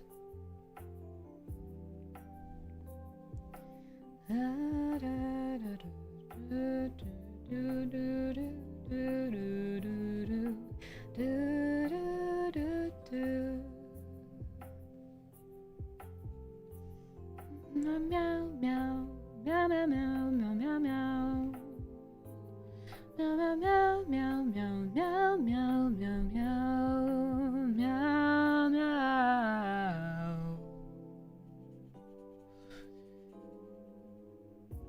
Meow meow meow meow meow meow meow meow meow meow meow. Meow meow meow meow meow meow meow meow meow. I try to make fan fiction, but I keep getting distracted and I get insecure about the quality of my writing when I actually want to do it. I used to write fan fiction, but I never uploaded it because I was too insecure about it. I don't even know if I still have the the documents anywhere. But it was very cathartic. Just getting it down was nice. Just write it for you. If it makes you self-conscious, write it for you, and then just keep it.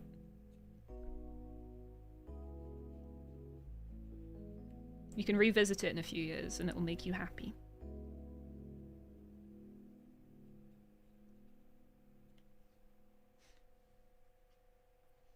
Once I get comfortable driving myself again, I think I'm gonna go to Ireland so I can do it at my own pace. We were before we made the decision to go to New York, we were going to do a driving road trip in Ireland for this wedding. Because I mean, both of us passed I think in April now. So we're properly getting comfortable with driving now. And that would have been fun. But yeah, then Toby got the potential to do some work in New York at a specific date that happened to be a couple days after we were already going to be in Ireland, which is in the direction of New York. It's as close to America as you can get on these islands. Press this divine, please.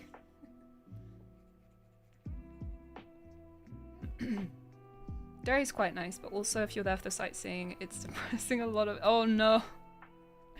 I would love to see most of the country sometime. Derry's near the Giant's Causeway and stuff, isn't it? Sorry if I'm wrong. I don't know a huge amount about Irish geography.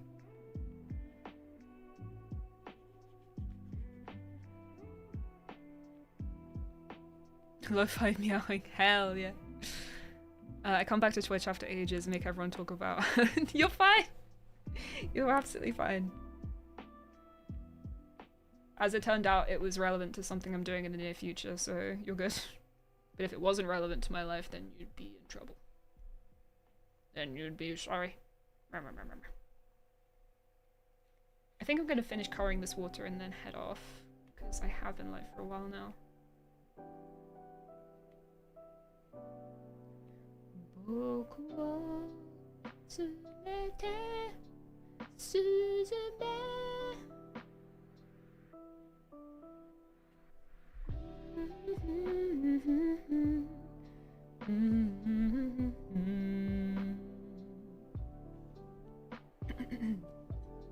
I used to write fanfiction but never uploaded it, and one day my computer crashed and I lost Oh, that fucking sucks. That really sucks, I'm sorry. My favorite Pokemon is Shaman. I really like Shaman. Sorry, I'm taking a while to get to everyone's messages. And I am missing some of them, and I'm aware I'm missing some of them. I'm very sorry. But yeah, no, my favorite Pokemon is Shaman. And my second favorite Pokemon is Sobble, and my second favorite Pokemon is Noiva, and my third favorite Pokemon is Sobble. And my also third favorite Pokemon is Mew. They're joint third place.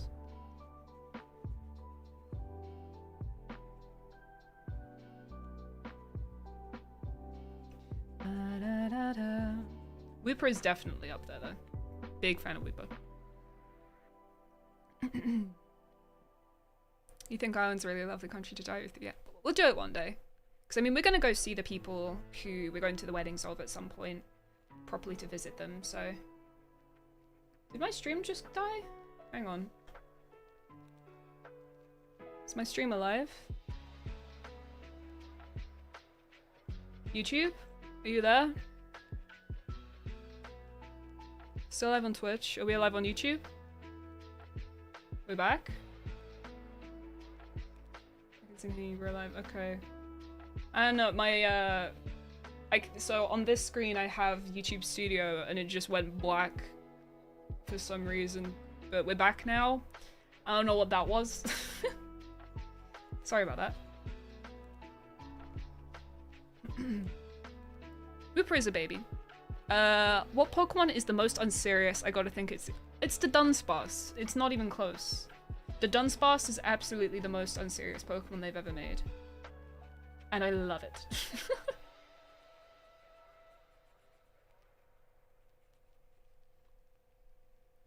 Everyone loves Wooper. Thank you, YouTube Studio. Very cool. Huge fan. Just making me worried for no reason. Why I order? Why I order? Meow, meow, meow, meow, meow, meow. Meow, meow, meow, meow, meow. Meow, meow, meow, meow, meow, meow, meow, meow, meow.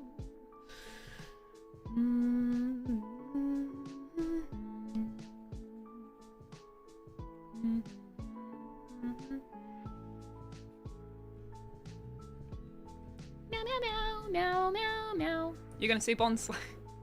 Bonsai is pretty unserious. And he's got a little bum hole, so like, you can't be serious if you have a bum hole. That's just how it works.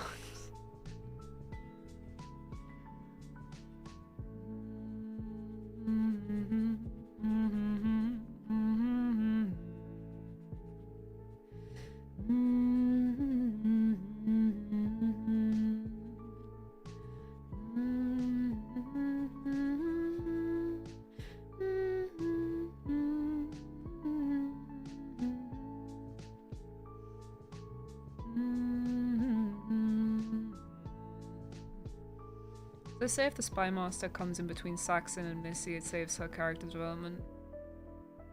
I mean, that would be ideal, but I also don't trust him to do that. So, if you're a Pokemon with a bum hole, you cannot be serious. Yes? Yes. I think that's what I was saying.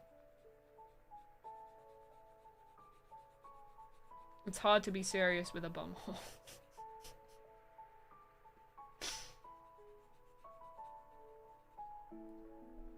I find it hard to be serious while I'm streaming in general.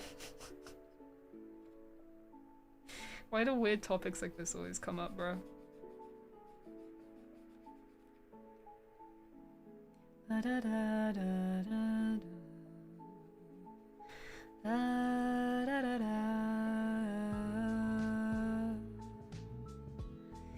da da da da da. Na na na na na na.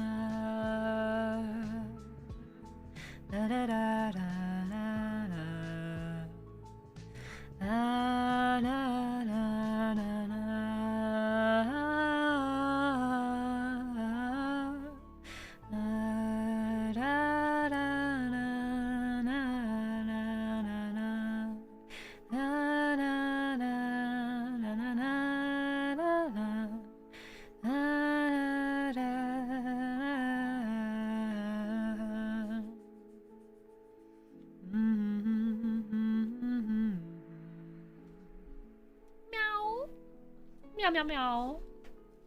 Meow meow meow meow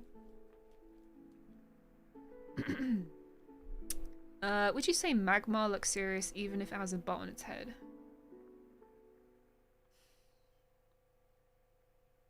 Magma tries to be serious, but it just doesn't really succeed. Magma as a Pokemon, unfortunately, was just destined to never be taken seriously for multiple reasons. One, bumhead. He has a bum on his head. Number two, I know what its Japanese name is. And you can't take that shit serious.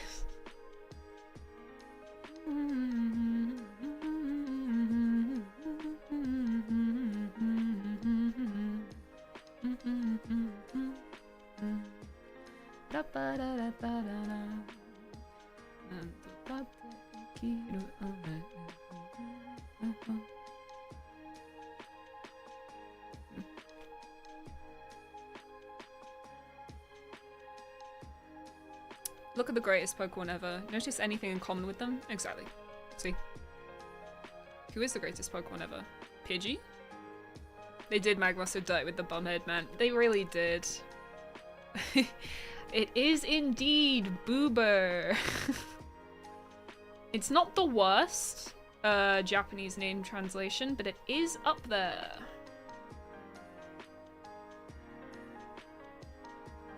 I would argue that Mandibuzz's name is a little bit worse, and Umbreon's name is a lot bit worse.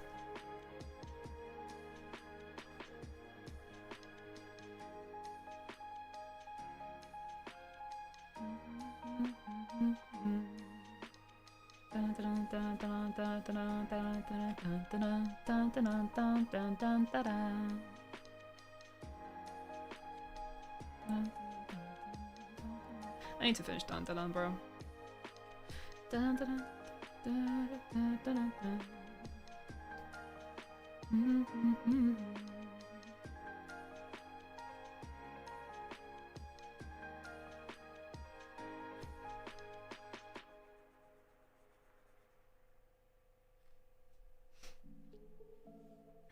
What's Umbreon's name in Japan? I'm not comfortable saying it.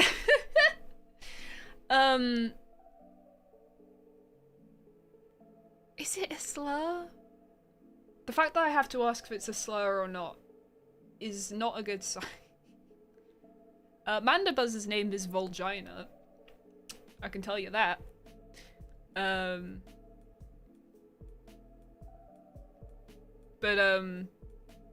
Yeah, Clefairy's is PP. That's just funny. Ends PP up. Ends Clefairy. But yeah, no, Umbreon's is actually bad. To a Western audience, it doesn't, yeah, it's not good.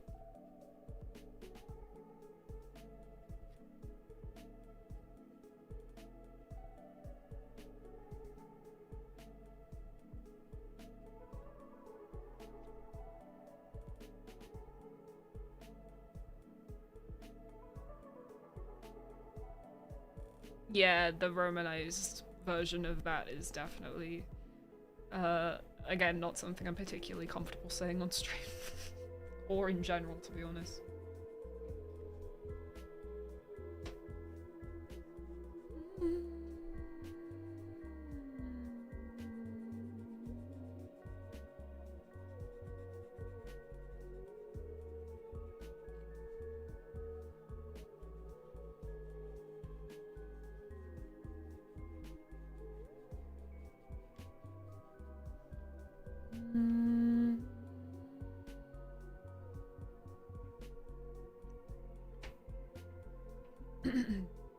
Based on other people's reactions, I'm guessing it's inappropriate, but I'm ignorant of its referring to.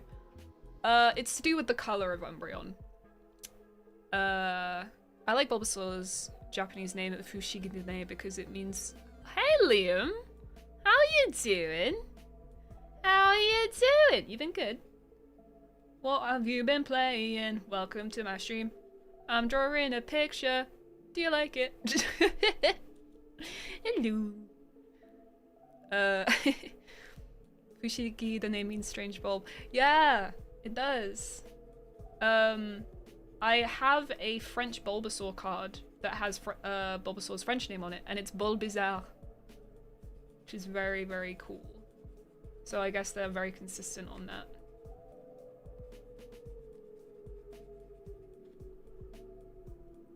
That's why it sucks we don't have an easy way of conveying the Asian sound that results in us having moments like this. Yes, it's not great. Tried to explain the pronunciations before and it's so difficult. Yeah, it's like it's a strange sound we don't really get. Sorry to raid and run, but I gotta sort some shite, but sending love and enjoy Wooper. Thank you, I will! Go do your thing, bestie! I love you, thank you for the raid. My love to you and yours. Pet the dogs for me. Love Psyduck's French name, Psycho Quack. Oh god, I opened a pack of cards that Toby's brother got for us while he was on holiday in France. And I got a Poliwag card. And Poliwag in French is concerningly similar to the R slur, and it caught me so off guard.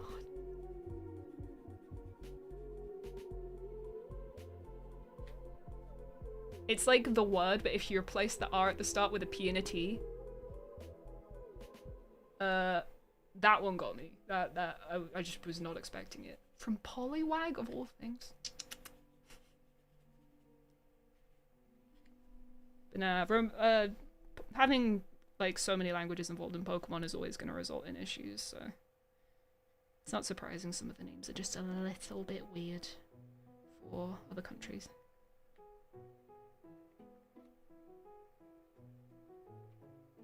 I accidentally just painted some of the actual X in. I'm gonna need to clean up the interior of the Voltex logo anyway. It could be misinterpreted to be saying which once was used as a racial slur. Again, completely unintentional by Game Freak, but yeah, that's why we stick to calling it everyone. Yep, that's the issue with it.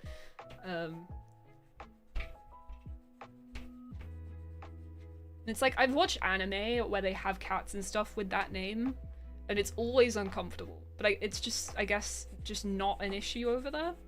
I mean, it isn't an issue. Or at least not a particularly, I don't know, big one. At least that specific word.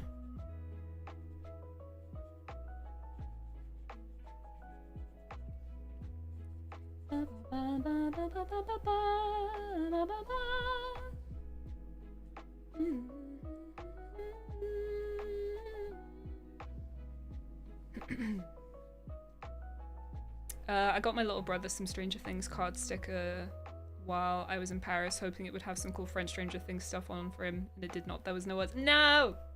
No! I used to try and get Pokemon cards every time I went to a different country, just so I could have cards with that country's language on them. And then when I went to Italy, I just couldn't find any, and then I kind of gave up with the whole Pokemon card thing. They definitely exist in Italian. I just couldn't find them anywhere. It's really annoying.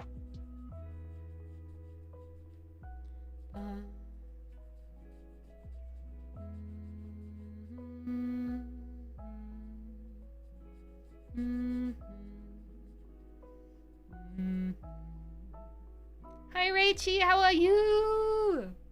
It's been so long. Took me an embarrassing long try to try replacing the I with an I.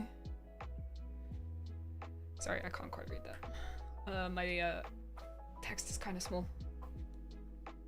Oh, R with an L. Yeah. Yeah, the pronunciation is very foreign to a English-speaking audience, but once you get used to it, stuff kind of makes more sense. It's like we're trying to say the word chocolate. It's not like chocolatto. It's like chocoretto, but it's like a de. It's like a mixture of an R, an L, and a D. It's like de. Chocoretto.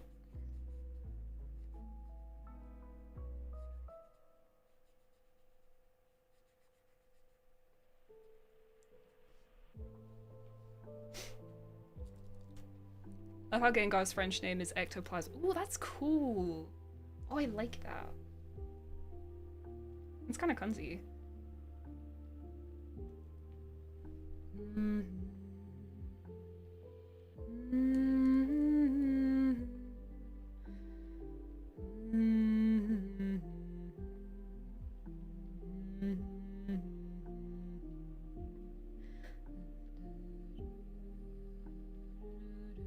I mean, since I did the Italy trip, I don't know if I've been to any foreign-speaking countries that wasn't just Japan.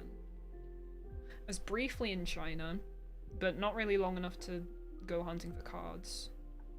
I was stuck there for a day longer than I was meant to, but that was... I really wasn't thinking about Pokemon cards.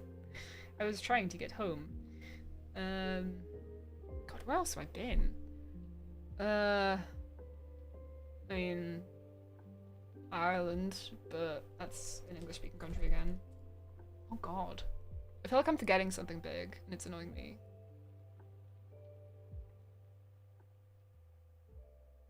God, yeah, now to think of it, I don't think I have been to any foreign-speaking countries other than Japan and China, I guess, since I went to Italy, which was a very long time ago. I think Pikachu is the only Pokemon with the same name no matter where you are. That makes sense. He's the mascot. That checks out. I'm gonna do the pink, and then I think I'm gonna head out. I'm gonna finish this in my own time. It's gonna be just a bunch of, like, doing layers of color over the top, and then I might go live again for the detail work. Because, like, when it comes to the line art, that's when things get fun again. But yeah, the flat color I think I'll do offline. Cool. Ow. Cool. Oh, pink.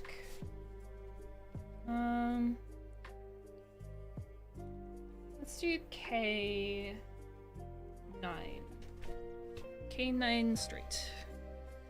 1, 2, 3, 4, 5, 6, 7, 8, 9. That's not 9. Okay. Bruh. A, B, C, D, E, F, G, H, I, J, K. There we go. And it's the straight one. So that is this one. Pew! Let's do that for both the Mouse and the Gilbles for now. Our book's name is Universe in most languages. Oh, that's convenient. Child book. I'd love a follow-up stream. I'd love to do a follow-up stream. I'm really enjoying this. This is really nice. Thank you for hanging out with me, genuinely. I have missed content creation in general. I think that's a part of my life that I really need to sort of try and claim back, because I have been a bit of a recluse for the last, like, 6 months. Like, I've sort of got back to you guys, like, a couple times, but I have mostly been in my own world doing my own thing. But yeah, I would like to refocus, I guess, on my sort of public-facing stuff. I hope you'll indulge me by joining me. You don't have to, of course. I do appreciate each and every one of you for spending your time hanging out with me and yapping. This is a very pleasant way to spend a couple of hours. Or it was after I figured out my the problems with my streaming software, but we're here now. It was for anyone that was at the very start of my stream when I ended up being a bit late, it was because I've recently migrated from OBS to Streamlabs, and it turns out I was logged in with the wrong YouTube account. Because I have multiple Google accounts, and then I have the main account which has my actual YouTube account attached to it. But my YouTube account is an old Google Plus account, which is an offshoot from my actual YouTube account, which I don't use. So there's the Phoebe Sumner Twisk account, and then there is the Last Shaman portion of it, which has then since been renamed to Cup of Tea, but I can never remember which one's which. And it was logged into the wrong one. And oh my gosh, thank you so much! I got to go, but love hanging out with you. Have the greatest stream and hope to catch more. Thank you so much, Big Mike. I'm really glad you had fun, and I hope you have a lovely day. Thank you so much. What was I? Yeah, no, I was logged into my account. And because it was the account that I'd logged into Streamlabs with, it was like, you can't log out to this account because this is the one you logged in with. So then I needed to do like a bunch of finagling, including making a Streamlabs account so that I would still like keep all my stream layouts and stuff, and we got there eventually. But it did mean that I had to be like 10 minutes late. But we got there. We got there eventually. And now we should be good to go in perpetuity, so we good. I'm good, just been tired because of life. Honestly, it's been crazy. I'm a mixture of like overworked and not doing much. It's very strange. Because it's like, working for me is waking up, coming downstairs, sitting here, drawing for hours, and then going to bed. And it's just been that over and over. But it's like, I have a variety of stuff to do. Like, I've been doing a mixture of binder making, and then doing a couple of commissions, making social media content, which I will be uploading shortly. I've made a bunch of short form binder-based stuff for my art Instagram, which follow, by the way, please, if you're not following my Instagrams, if you use Instagram, because that's where I'm focusing a lot of my efforts at the moment. And then doing the commissions for Alestrals, which I currently have ongoing, which I can't talk to you about, but I am doing some more Alestrals cards right now. Very cool. So it's like, I'm doing stuff. It's just a lot of just sitting, which is kind of what, like, it's what I signed up for.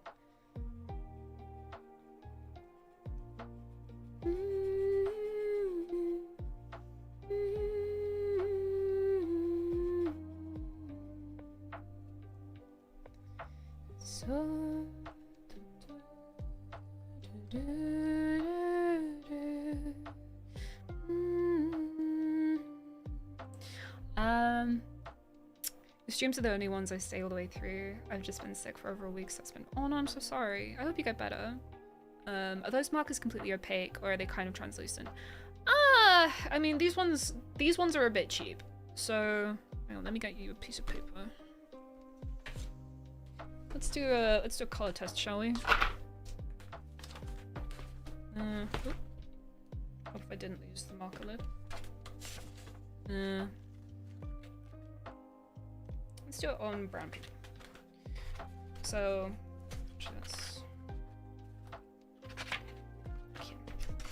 Cool. And then, so this is, we're just gonna like test all the marks out basically. So this is a fine liner Posca that I have, which I use for my cards. And this is the highest quality pen, I guess, that I own. And that's sort of like pretty opaque, but the nib's very small. So I use these for detail work, but that's pretty opaque. And then these are my sort of slightly more expensive of the two larger markers, but this is cheaper than a Posca. It's Artistro. Guess you can just about see it. It's like that kind of opacity. So you can kind of see a little bit of the color behind it, but after like 2 layers it'll be fine. And then this is my cheap guy, my cheaper. So, oh, and that's a different shade. Hang on. It's sort of cherry red. Do we have a regular red, or is that? Oh, no, we're just completely different. So it's that kind of vibe. You can kind of see a bit of the texture through the paper. Yeah. That's where we're at. They do the job, but you need to do a bit of layering, basically. Was I using straight? I think I'm using straight. Doesn't really matter.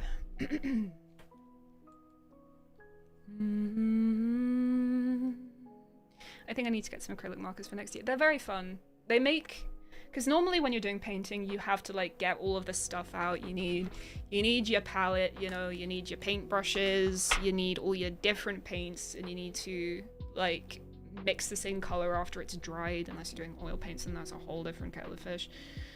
Whereas with these, you just kind of, you go. You just go. It's quick, it's easy, it's bold, it's bright, and it's just therapeutic. And you can get some level of gradient in, hold on, I'll show you what I mean. So,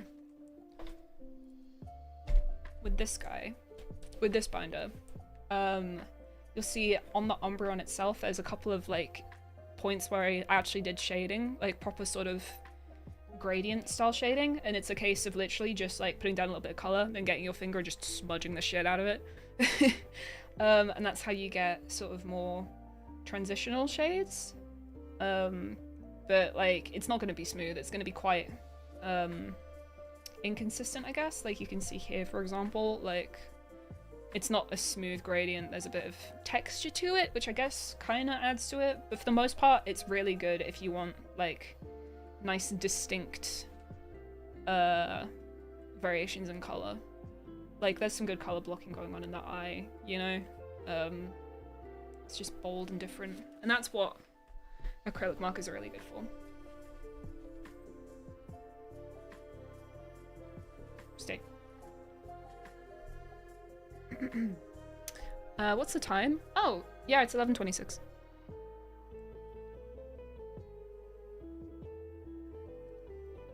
I'm trying to build my tool set without just buying reams and reams of bullshit mood. It's the problem with being like a physical artist, you just kind of end up picking up a fuckload of shit over time.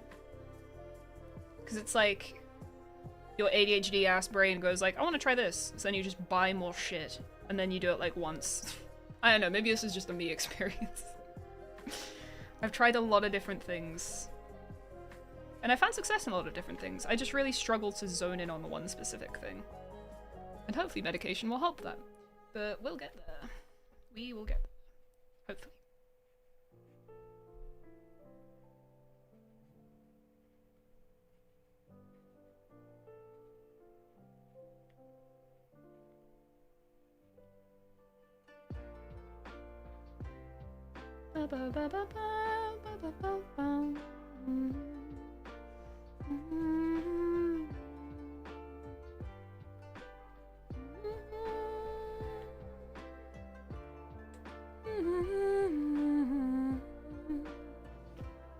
To use Copic pens as well.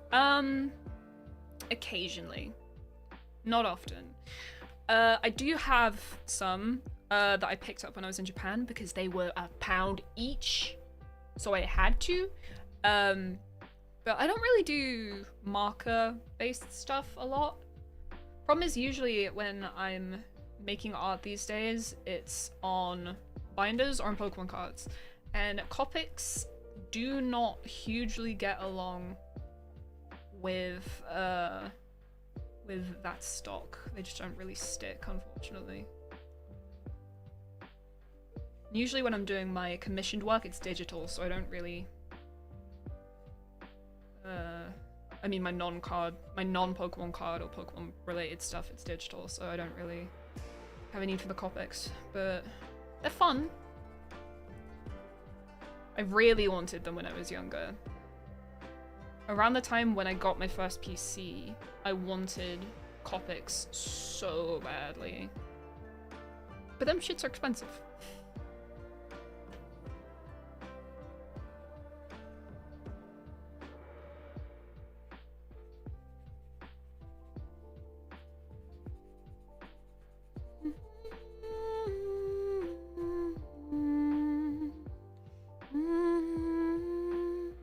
I need to use paint markers. I'm an alcohol marker guy myself.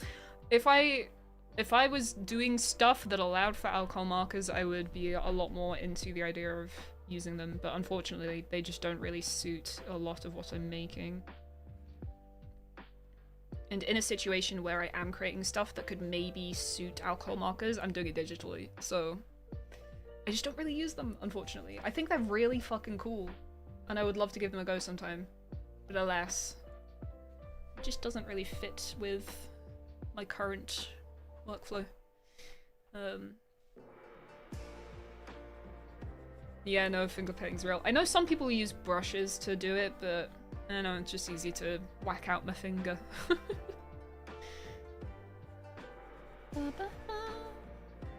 It's only in very small amounts.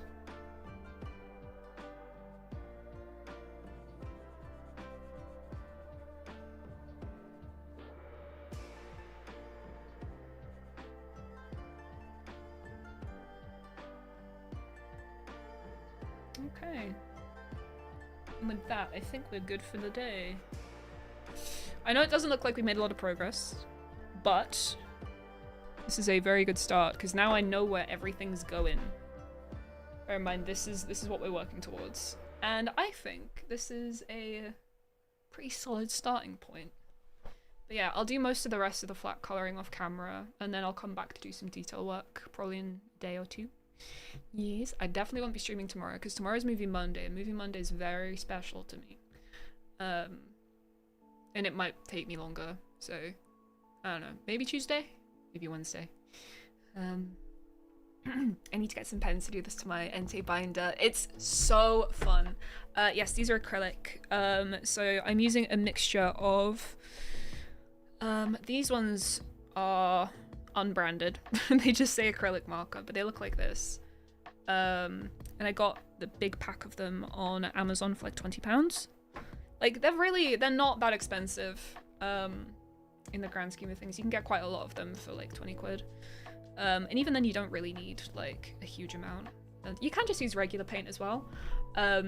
Actually, yeah, if anyone is interested in making a binder, what you will need is a binder, obviously. A binder, something to sketch with, okay.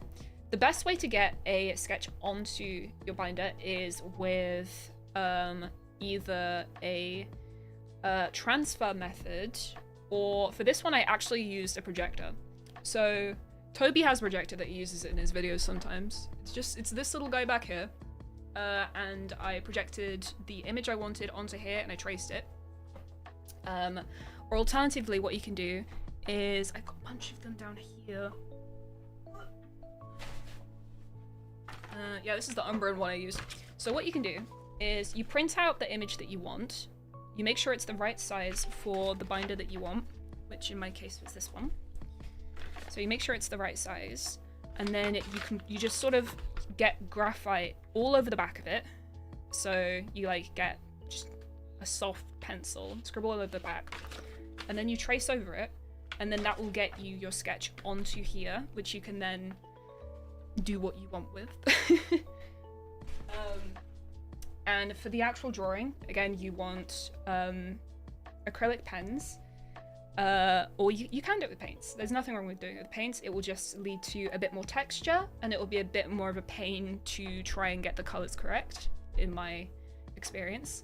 You can coat the whole thing in paint beforehand, like I did with this one, but with this binder, I literally just did the sketch on top of the black, which is, you can see it through here. Like, this is just the color of the binder naturally. This isn't black. I didn't paint this. This is just what the binder's natural color is. And then when you're done, you want to grab a sealant. Where is my sealant? So I use this one, which is just a varnish that I have in the house, just any kind of sealant. You could use, I've heard some people use Mod Podge.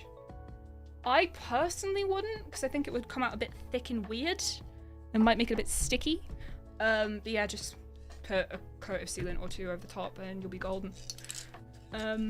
It's fun. I'd recommend it. It's really relaxing. And then at the end you have a really nice binder that you can put your cards in, and it'll make you happy. It's good. Anyway. Oh, hey Burger, how you doing? What do I use to trace it? Oh, I used this pencil. It is cheap. It is a shit pencil that I got for free that I sharpened. You just need a sharp object. because it doesn't really matter if you can see it or not. It does help because then you know where you've already traced, but just a shit pencil that you don't mind damaging if you need to, because you do need to press quite firmly sometimes. Back in the pot. There we go. Yes. When I joined the stream, I think you were working on the Weeper on the left and didn't have anything else colored in. Okay, yeah, no, we have made progress then. We have made progress. What are you gonna do about it? Oh, bugger, bro, no. You'll see I'll stream soon. Oh shit, that's a threat. I need to invest in good sealant as well, I keep forgetting. I mean, I think the one I have is good. I don't know, but I mean, like,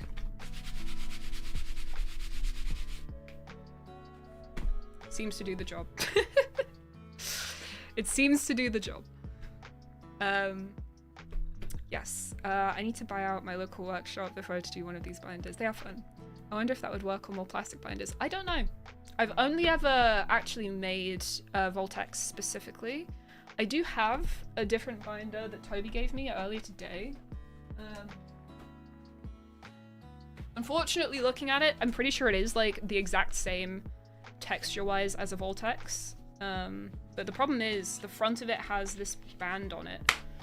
And I do, like, I have made painted binders that have the band on it, but the band ends up on the back rather than the front, so I'm not really sure what to do with this. It also has a big splodge on the back of it, so I don't know.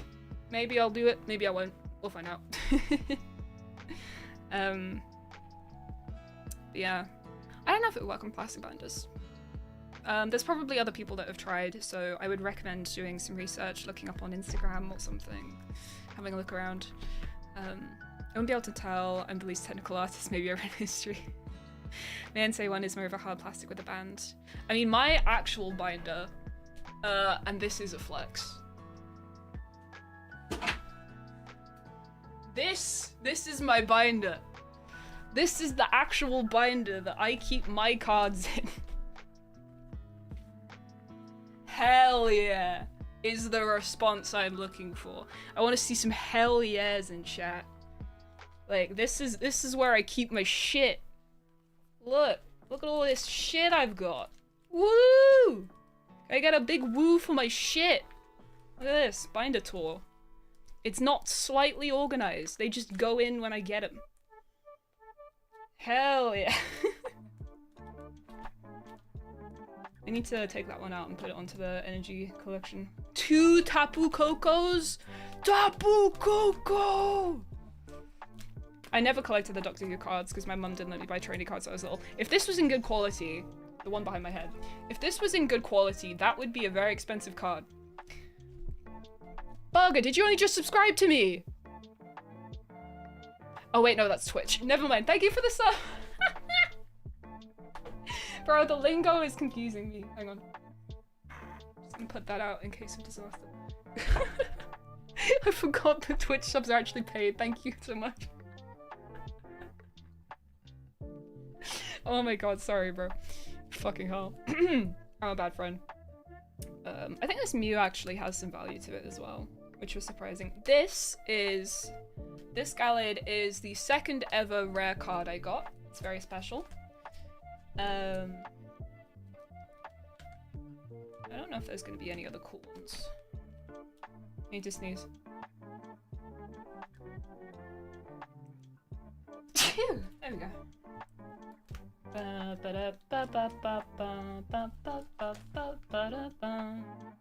This Rosa would also be quite expensive if I had it in good condition, but she's also a little bit chefed, unfortunately. Thank you, chat. Thank you for the bless shoes. I really like this one.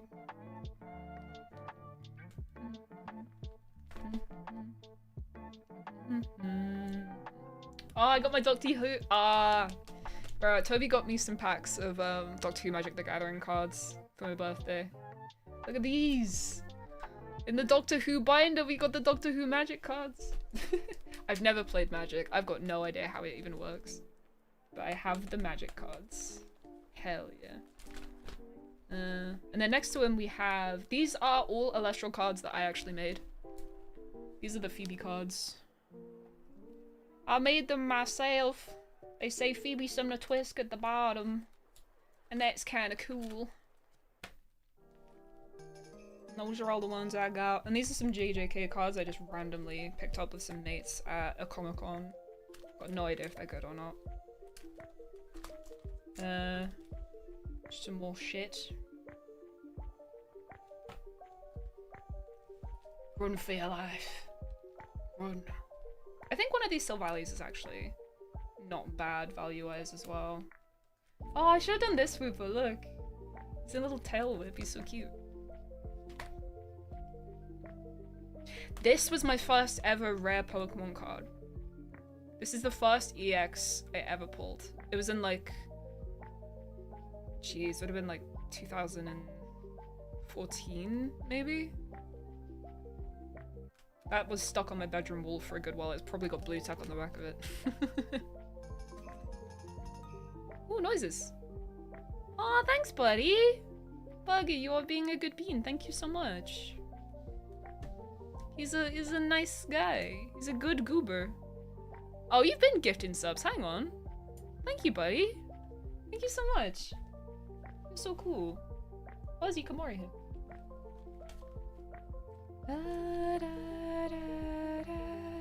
I forgot I had that Ivysaur. Well done, past me.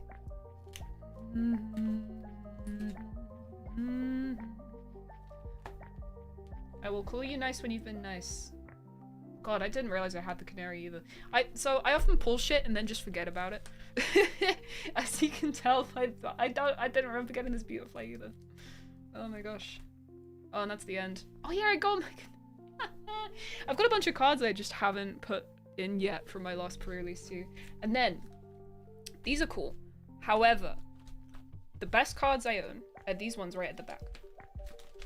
Right at the very back. And the reason for that is, so on this page, on this very last page here, we have a Solosis, a Remoraid, this Houndour, this Trotagon, this Archon, this Shelgon, this Ducklet, this Haxorus, this Golurk, and this Ursaring. And these are special because these 10 cards are the first ever pack of Pokemon cards I ever opened. The very first ones. And I still have them. And I know which ones they are. And it's very cool. This was the rare. I went into my local WH Smith and I was really worried because I was really worried that people from school would see me getting Pokemon cards because I didn't want to be made fun of. And I treasured these so much that when I got home, I made like a PowerPoint database of all of them with all their stats to sort of keep forever. And I was going to do that every single time I got Pokemon cards. I did not keep up doing that. But yeah, these are my first ever Pokemon cards. In the Docky Who binder. Hell yeah. Very cool. I need to leave. I'm going to keep yapping otherwise, but thank you very much for hanging out with me and humoring me.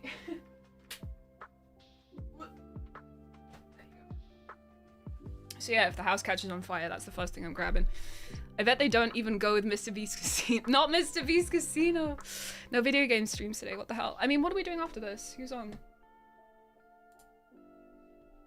Who we got? No one's online.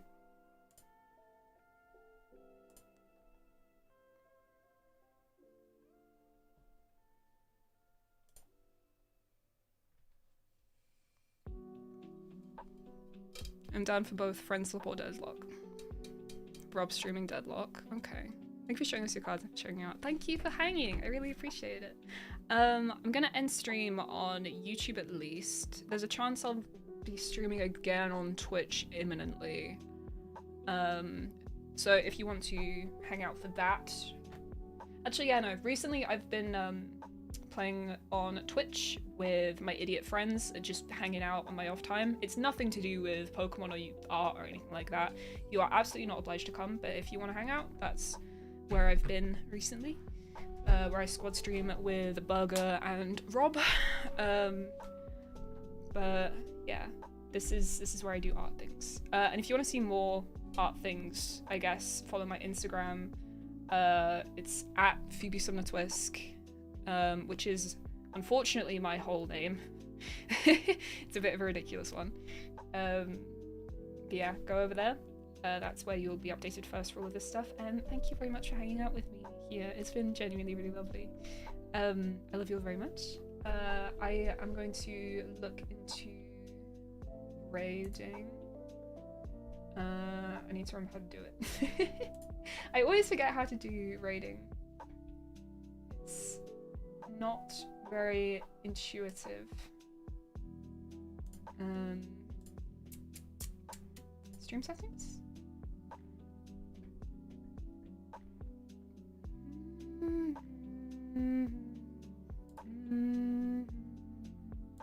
Customization? Redirect, add. There we go. Is anyone live? Oh, no one's live. Okay, never mind. I'm not gonna... Oh, if I do Pokemon? Is anyone I know live? No.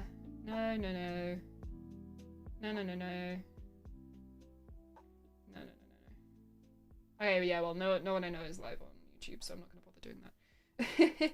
I can do on Twitch, though. Actually, no, I'm not gonna bother. Fuck this. Fuck it. I ain't raiding no one. No one gets my shit. Cool.